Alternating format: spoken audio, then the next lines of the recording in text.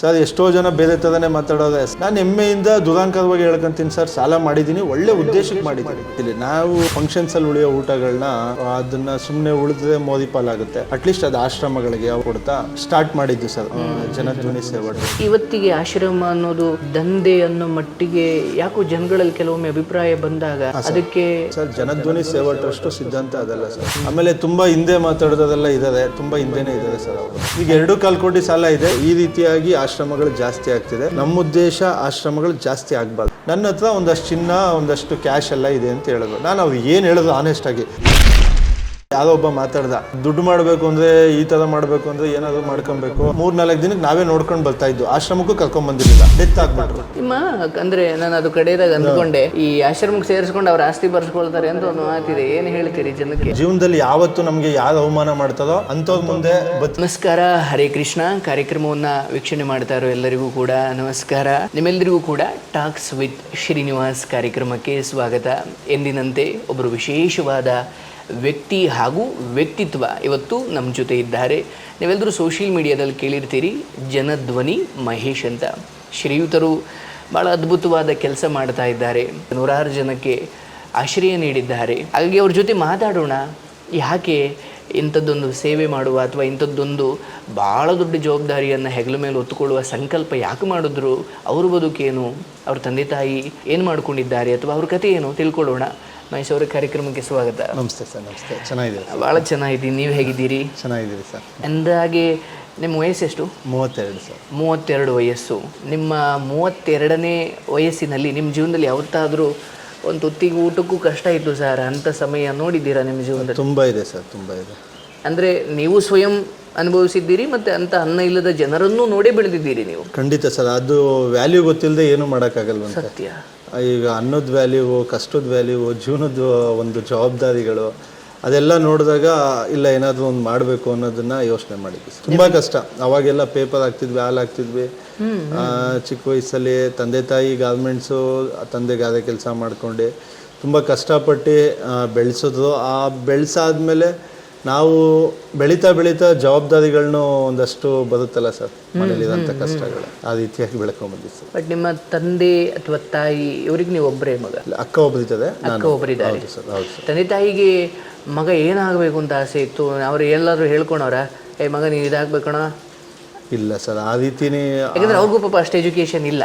ಹೌದು ಹೌದು ಹೌದು. ಏನಂದರೆ ನಾರ್ಮಲ್ ಈಗ ದೊಡ್ಡವನಾದ್ಮೇಲೆ ಏನೋ ಒಂದು ಕೆಲಸ ಮಾಡ್ಕೊಂಡು ನಮ್ಮನ್ನು ನೋಡ್ಕೊತಾನೆ, ಅಷ್ಟು ಆದರೆ ಸಾಕು ಅನ್ನೋ ರೀತಿಲಿ ಯೋಚನೆ ಮಾಡ್ತಾ ಇದ್ದೆ ಸರ್. ಓಕೆ. ನಿಮ್ಮ ಫ್ರೆಂಡ್ಸ್ ಗ್ಯಾಂಗ್ ಎಲ್ಲ ಚಿಕ್ಕ ಸ್ಕೂಲು ಅಥವಾ ನೀವು ಇದಕ್ಕಿಂತ ಹಿಂದೆ ಏನಿದ್ರಿ ಫ್ರೆಂಡ್ಸ್ ಗ್ಯಾಂಗ್ ಇತ್ತಾ? ತುಂಬ ಇತ್ತು ಸರ್. ಫ್ರೆಂಡ್ಸ್ ಗ್ಯಾಂಗ್ ಇತ್ತು. ಜೊತೆಯಲ್ಲಿ ಏನಂದರೆ ಯಾರನ್ನೂ ಏನೂ ಆಗಬೇಕು ಅಂತ ಮಾಡಲ್ಲ ಸರ್. ಏನೋ ನಮ್ಮ ಕೈಲಾಗಿದ್ದೇನೋ ಒಂದು ಒಳ್ಳೇದು ಮಾಡಬೇಕು, ಇಲ್ಲ ಏನೋ ಒಂದು ಗುರಿ ಇರುತ್ತೆ. ಆ ಗುರಿ ಕರೆಕ್ಟಾಗಿದ್ದಾಗ ಏನು ಬೇಕಾದ್ರೂ ಆಗ್ಬೋದು ಅನ್ನೋದು ನನ್ನ ಅನಿಸಿಕೆ ಸರ್. ಹೌದು ಹೌದು. ಈಗ ಇಂಥವೆಲ್ಲ ಮಾಡಬೇಕು ಅಂದಾಗ ಜೊತೆಲಿದ್ದು ಫ್ರೆಂಡ್ಸು ನಿಮಗೇನು ಅನ್ಬೋದು ಅಂದರೆ 2 ಥರ. ಏನು ಅವೆಲ್ಲ ಮಾಡಿಕೊಂಡು ಸುಮ್ಮನೆ ಒಂದು ಕೆಲಸ ಮಾಡ್ಕೊಂಡು ನಮ್ಮ ಜೀವನ ನಾವು ನೋಡ್ಕೊಳ್ಳೋಣ ಅನ್ನೋ ಫ್ರೆಂಡ್ಸ್ ಇದ್ದರೆ, ಬಹುಶಃ ದೊಡ್ಡ ಕೆಲಸ ಮಾಡಬೇಕು ಅಂದವನು ಕೂಡ ಫ್ರೆಂಡ್ಸ್ ಮಾತು ಕೇಳಿ ಹಿಂದೆ ಹೋಗ್ಬಿಡ್ಬೋದು ಕೆಲವೊಮ್ಮೆ. ನಿಮಗಿದ್ದು ಫ್ರೆಂಡ್ಸು ನಿಮ್ಮನ್ನು ಈ ಕಡೆ ದೂಕೋರಿದ್ರ ಎಳೆಯೋರಿದ್ರ? ಸರ್ ಏನಂದರೆ ನನಗಿದು ಮಾಮೂಲಿ ನಾನಾ ರೀತಿಯಲ್ಲಿ ಸಣ್ಣ ಪುಟ್ಟ ಕೆಲಸ ಮಾಡ್ಕೊಂಡು ನಾರ್ಮಲಾಗಿ ಇದು ಮಾಡ್ಕೊಂಡು ಬರ್ತಾ ಇದ್ವಿ. ಅದಾದಮೇಲೆ ಇಲ್ಲ ಈ ರೀತಿ ಏನಾದರೂ ಒಂದು ಮಾಡಬೇಕು ಅಂತ ಹೊರಟಾಗ ಒಂದಷ್ಟು ಜನ ನಿನ್ನ ಕೈಲಿ ಆಗಲ್ಲ, ಇದೆಲ್ಲ ಮಾಡೋಕ್ಕಾಗುತ್ತಾ ಅನ್ನೋ ರೀತಿಲಿ ಮಾತಾಡೋದು. ಇನ್ನೊಂದಷ್ಟು ಜನ ಇಲ್ಲ ಮಾಡ್ಬೋದು ಅಂತ. ಇನ್ನೊಂದಷ್ಟು ಜನ ಅಯ್ಯೋ ಅವನಿಗೆ ಇಲ್ಲ, ಹೆಂಗೆ ಮಾಡೋಕ್ಕಾಗತ್ತೆ ಅನ್ನೋ ರೀತಿಲಿ. ನಾವು ಫಂಕ್ಷನ್ಸಲ್ಲಿ ಉಳಿಯೋ ಊಟಗಳನ್ನ ಈಗ ಅಡುಗೆ 1000 ಜನಕ್ಕೆ ಅಡುಗೆ ಮಾಡ್ತಾರೆ, ಅದನ್ನು ಸುಮ್ಮನೆ ಉಳಿದ್ರೆ ಮೋದಿ ಪಾಲಾಗುತ್ತೆ. ಅಟ್ಲೀಸ್ಟ್ ಅದು ಆಶ್ರಮಗಳಿಗೆ ಅವಶ್ಯಕತೆ ಇರೋ ಸ್ಥಳಗಳಿಗೆ ಕೊಡ್ತಾ ಸ್ಟಾರ್ಟ್ ಮಾಡಿದ್ದು ಸರ್ ಜನಧ್ವನಿ ಸೇವಾ ಟ್ರಸ್ಟು. ಹಾಗೆ ಹೋಗ್ತಾ ಹೋಗ್ತಾ ಹೋಗ್ತಾ ಊಟ ಕೊಡ್ತಾ ಇದ್ವಿ, ಮತ್ತೆ ರಸ್ತೆಗಳಲ್ಲಿ ಇರ್ತಾಯಿದ್ರು. ಆ ರೀತಿ ಆಗಬಾರ್ದು ಅಂದ್ಕೊಂಡು ಮತ್ತು ರಸ್ತೆಯಲ್ಲಿ ಇರೋದನ್ನ ಆಶ್ರಮಗಳಿಗೆ ಸೇರಿಸ್ತಾ ಬರ್ತಾ ಇದ್ವಿ. ಅದಾದಮೇಲೆ ಆಶ್ರಮ ಫುಲ್ಲಾಯಿತು ಅಂದರು. ಕೆಲವರು ಬರೀ ಆಶ್ರಮಕ್ಕೆ ಸೇರಿಸ್ತಾರೆ, ವಿಡಿಯೋ ಮಾಡ್ಕೊತಾರೆ ಅಂತ ಹೇಳ್ತಾಯಿದ್ರು. ಇವ್ರಿಗೆ ಆಶ್ರಮ ಮಾಡೋಕ್ಕಾಗಲ್ಲ ಅಂದರು. ಆಶ್ರಮ ಮಾಡಿದ್ವಿ. ಆಶ್ರಮ ಮಾಡಾದ್ಮೇಲೆ ಆಶ್ರಮ ಮಾಡ್ಬೋದು, ಒಂದು ಮನೇಲಿರೋದನ್ನ ನೋಡ್ಕೊಳ್ಳೋದು ಕಷ್ಟ, ಇಷ್ಟು ಜನನ ಸಾಕೋಕ್ಕಾಗುತ್ತಾ ಅಂದರು. ಅಷ್ಟು ಜನನ ಸಾಕೊಂಡು ಬಂದ್ವಿ. ಅದಾದಮೇಲೆ ಎಷ್ಟು ದಿನ ಬಾಡಿಗೆ ಜಾಗ, ಸ್ವಂತ ಜಾಗ ಮಾಡೋಕ್ಕಾಗತ್ತಾ ಅಂದರು. ಯಾರು ಏನು ಆಗಲ್ಲ ಅಂತದ ಅದನ್ನು ಮಾಡಿ ಅಭ್ಯಾಸ ಸರ್. ನಾನು ಜಾಸ್ತಿ ಇವ್ರು ಇದಾಗಲ್ಲ ಅಂತವ್ರೆ, ನಾನು ಇಲ್ಲೇ ಕುತ್ಕೊಬೇಕು ಅಂಥವ್ರ ಮುಂದೆಲ್ಲ ಕುಗ್ಗಬಾರ್ದು, ಕಷ್ಟ ಸಾಲ ಇನ್ನೊಂದು ಮತ್ತು ನಾನು ಯೋಚನೆ ಮಾಡೋಕ್ಕೆ ಹೋಗಿಲ್ಲ ಸರ್. ಆಮೇಲೆ ಡಿಪೆಂಡ್ ಆಗಿಲ್ಲ ಸರ್, ಏನೋ ಎಲ್ಲಿಂದನೋ ಬರುತ್ತೆ, ಇದು ಹಿಂಗೆ ಮಾಡ್ಬೋದು ಆ ಥರ ಡಿಪೆಂಡ್ ಆಗಿಲ್ಲ ಸರ್. ಮಾಡಬೇಕಷ್ಟೇ. ಈ ವರ್ಷ ಇವತ್ತು 2025 2026 ಇಷ್ಟು ಕೆಲಸ ಆಗಿರಬೇಕು, ಇದನ್ನು ಮಾಡಬೇಕು ಅಂದರೆ ನಾನು ದುಡ್ಡಿದೆಯೋ ಇಲ್ವೋ ಲೆಕ್ಕ ಹಾಕಲ್ಲ. ಅವತ್ತು ಜೋಬಲ್ಲಿ ಸಿಂಗಲ್ ರೂಪಾಯಿ ಇಟ್ಕೊಂಡು ಈ ರೀತಿ ಮಾಡಬೇಕು ಅಂತ ಯೋಚನೆ ಮಾಡಿಲ್ಲ. ಇವತ್ತು ಎಷ್ಟೇ ಸಾಲ ಇದ್ರೂ, ಎಷ್ಟೇ ಕಷ್ಟ ಇದ್ರೂ, ಎಷ್ಟೇ ಕಮಿಟ್ಮೆಂಟ್ ಇದ್ರೂ ನಾನು ಇದನ್ನು ಮಾಡ್ತೀನಿ ಅಷ್ಟೇ. ನಾನು ಏನು ಮಾಡ್ತೀನಿ, ಹೆಂಗೆ ಮಾಡ್ತೀನಿ, ಆ ಕಷ್ಟ ನೋವು ನನಗೆ ಬಿಟ್ಟಿದ್ದು. ಒಳ್ಳೆ ಉದ್ದೇಶಕ್ಕೋಸ್ಕರ ಇದರಿಂದ ಎಷ್ಟು ಜನಕ್ಕೆ ಬೇಕಾದ್ರೂ ಒಳ್ಳೇದಾಗಲಿ ನಾನು ಮಾಡ್ತೀನಿ ಅನ್ನೋ ರೀತಿಲಿ ನಾವು ಮಾಡ್ಕೊಂಡು ಬರ್ತಾ ಇದೀವಿ ಅಷ್ಟೇ ಸರ್. ಇವ್ರಿಗೋಸ್ಕರ ನಾನು ಏನು ಮಾಡಲಿಕ್ಕೂ ಸಿದ್ಧ 100% ಸರ್. ಯಾಕೆಂದರೆ ಆಮೇಲೆ ನೀವು ಯಾವುದೇ ಒಂದು ಜವಾಬ್ದಾರಿ ತೊಗೊಳ್ಳಿ ಸರ್, ಆ ಜವಾಬ್ದಾರಿನ ಕಂಪ್ಲೀಟ್ ಮಾಡಲಿಲ್ಲ ಅಂದರೆ ಏನಾಗುತ್ತೆ, ಸುಮ್ಮನೆ ಏನೋ ಒಂದು ಏನೋ ಒಂದು ಕಾಟಾಚಾರಕ್ಕೆ ಮಾಡ್ದ ಅಂತಾರೆ. ಹೌದು. ಅದೇ ಜಾಗದಲ್ಲಿ ಅದೇ ಒಂದು ಇದರಲ್ಲಿ ಏನಾದರೂ ಒಂದು ದೊಡ್ಡದಾಗಿ ಸಾಧನೆ ಮಾಡಿದಾಗ, ಅದರಿಂದ ಏನೋ ಒಂದು ಯಶಸ್ಸು ಕಂಡಾಗ, ಅದರಿಂದ ಏನೋ ಒಂದು ಅಷ್ಟು ಜನಕ್ಕೆ ಒಳ್ಳೇದಾದಾಗ ಇವನ ಕೈಲಿ ಆಗಲ್ಲ ಅನ್ನೋದು ಏನಂತಾರೆ, ನನಗೆ ಪರಿಚಯ, ನಮ್ಮ ಹುಡುಗ, ನನ್ನ ಫ್ರೆಂಡು, ನಾನು ಅವ್ರ ಜೊತೆಲೇ ಓಡಾಡಿದ್ದು ಅಂದರೆ ಅದು ಏನೋ ಮಾಡ್ತೀನಿ ಅಂದಾಗ ಹೇಳ್ಕೊತದಲ್ಲ, ಅದು ಖುಷಿ ಇರುತ್ತೆ ಸರ್. ಏನೋ ಮಾಡಾದ್ಮೇಲೆ ಹೇಳ್ತದೆ ಅಂದರೆ ಅದು ಅದಕ್ಕೆ ಹೇಳೋದು ಕಂಗ್ರ್ಯಾಚುಲೇಷನ್ಗಳು ಜಾಸ್ತಿ ಇರ್ತವೆ. ಹೌದು. ಆದರೆ ಜೊತೆ ನಿಂತು ಮಾಡ್ತೀವಿ ಮಾಡ್ಯಾ ಅನ್ನೋರು ಇದ್ದಾರೆ, ತುಂಬ ಜನ ಆ ರೀತಿಲಿ ಇದ್ದಾರೆ. ಆಮೇಲೆ ತುಂಬ ಹಿಂದೆ ಮಾತಾಡೋದೆಲ್ಲ ಇದ್ದಾರೆ, ತುಂಬ ಹಿಂದೆನೇ ಇದ್ದಾರೆ ಸರ್ ಅವರು. ಈಗ ಈ ಆಶ್ರಮ ಕಟ್ಟಲಿಕ್ಕೆ ನನಗೆ ಗೊತ್ತಿರೋ ಪ್ರಕಾರ 2.25 ಕೋಟಿ ಅಂತ ಅಂದ್ಕೊಳ್ಳೋಣ. ಹೌದು ಸರ್. ಹೆಂಗ್ ಹೊಂಚಿದ್ರಿ ಅಂದ್ರೆ ಆಶ್ರಮ ಕಟ್ಟಕ್ಕೆ ಅಂತಲ್ಲ ಸರ್, ಜಾಗದಿಂದ ಹಿಡಿದು ಕಟ್ಟೋದು, ಜಾಗ ಮತ್ತೆ ಬಿಲ್ಡಿಂಗ್ ಕಟ್ಟಡಕ್ಕೆ 4 ಫ್ಲೋರ್ ಕಟ್ಟಿರೋದಕ್ಕೆ ಮತ್ತೆ ಫ್ಯಾಕ್ಟ್ರಿ ಮಾಡೋಕ್ಕೆ ಎಲ್ಲ ಸೇರಿ 2,60,00,000 ಆಗಿದೆ. ಅದರಲ್ಲಿ ನಮ್ಮ ಸೇವೆ ನೋಡಿ ಒಂದು 40 ಲಕ್ಷ 41 ಲಕ್ಷದವರೆಗೂ ಮೆಟೀರಿಯಲ್ಲು ಎಲ್ಲ ಸೇರಿ ಟೋಟಲ್ ಆಗಿ ಹೆಲ್ಪ್ ಆಗಿದೆ. ಅದ್ರಲ್ಲಿ ಎಷ್ಟೋ ಜನ ಕೊಟ್ಟಿರೋದು ಹೇಳಲೇಬೇಡ ಅಂದ್ರು, ಅದೇ ಕಂಪ್ಲೀಟ್ ಆಗಿ ಬಂದಿರೋದು ನಾನು ಹೇಳ್ತಾ ಇದ್ದೀನಿ. ಇನ್ನು ಮಿಕ್ಕಿರೋದು 2.25 ಕೋಟಿ 2,20,00,000 ಕೈಯಿಂದನೇ ಹಾಕೊಂಡಿರೋದು. ಅದ್ರಲ್ಲಿ ಒಂದಷ್ಟು ಇಂಟ್ರೆಸ್ಟ್ ಕಟ್ತಾ ಇದ್ದೀರಿ, EMI ಕಟ್ತಾ ಇದ್ದೀರಿ. ಯಾಕೆಂದ್ರೆ ಇದೆಲ್ಲ ಸಾಲ ಮಾಡಿ ಯಾಕೆ ಮಾಡಬೇಕು, ಇದರಿಂದ ಏನ್ ಸಿಗುತ್ತೆ, ಸಾಲ ಮಾಡಿ ಯಾಕೆ ಹೇಳ್ಕೊಬೇಕು, ಇದನ್ನ ಹೆಂಗ್ ತೀರ್ಸಕ್ಕಾಗುತ್ತೆ, ಇಷ್ಟು ರಿಸ್ಕ್ ಏನಕ್ಕೆ ತಗೊಬೇಕು ಅನ್ನೋ ಥರ ಯೋಚನೆ ಮಾಡೋದು ಒಂದೇ ಒಂದು ಮಾತು ಸರ್. ಕೇಳಿದ್ರೆ ಇವ್ರ ಕೈಲಿ ಯೋಗ್ಯತೆ ಇದ್ರೆ ಮಾಡಬೇಕು ಅಂತ ಮಾತಾಡ್ತದೆ, ಇವ್ರ ಕೈಲಿ ಸಾಕಾಗಲಿಲ್ಲ ಅಂದರೆ ಏನಕ್ಕೆ ಮಾಡಬೇಕು ಅಂತ ಮಾತಾಡ್ತದೆ. ಅರ್ಥ ಮಾಡ್ಕೊಳ್ಳಿ ಸರ್ ಹೇಳೋದು. ಅಂದರೆ ನಾನಾ ರೀತಿ ಮಾತಾಡ್ತದೆ. ಇವಾಗ ನಾನು ಸಾಲ ಮಾಡಿದ್ದೀನಿ ಅಂದರೆ ಸರ್ ನನ್ನ ಜವಾಬ್ದಾರಿ ಸರ್, ಸಾಲ ತೀರಿಸ್ತೀನಿ ಅನ್ನೋ ಧೈರ್ಯ ನನಗಿದೆ. ಆಮೇಲೆ ಒಳ್ಳೆ ಉದ್ದೇಶಕ್ಕೋಸ್ಕರ ಮಾಡಿದ್ದೀರಿ, ಮತ್ತು ಫ್ಯಾಕ್ಟ್ರಿ ಶುರು ಮಾಡಿದ್ದೀರಿ. ಅದ್ರಲ್ಲಿ ಬರೋಂಥ ಹಣದಲ್ಲಿ ಒಂದಷ್ಟು ಸಮಾಜಮುಖಿ ಕೆಲಸ ಮಾಡೋಣ, ಸಾಲ ತೀರ್ಸೋಣ, ಆಶ್ರಮ ನಡೆಸೋಣ. ನಾಳೆ ದಿನ ನನಗೆ ಏನಾದರೂ ಹೆಚ್ಚು ಕಡಿಮೆ ಆಗ್ಬೋದು, ಆ ಟೈಮಲ್ಲಿ ಮುಚ್ಚೋಗ್ಬಾರ್ದು ಆಶ್ರಮ. ಅದೆಲ್ಲ ಯೋಚನೆ ಮಾಡಿ ಇಷ್ಟು ಸಾಲ ಇಷ್ಟು ರಿಸ್ಕ್ ತೊಗೊಂಡು ಕೆಲಸ ಶುರು ಮಾಡಿದ್ವಿ ಸರ್. ಕೆಲಸದಿಂದ ಬರೋದ್ರಲ್ಲಿ ನಡ್ಕೊಂಡು ಹೋಗ್ಬೇಕು ಆಶ್ರಮ.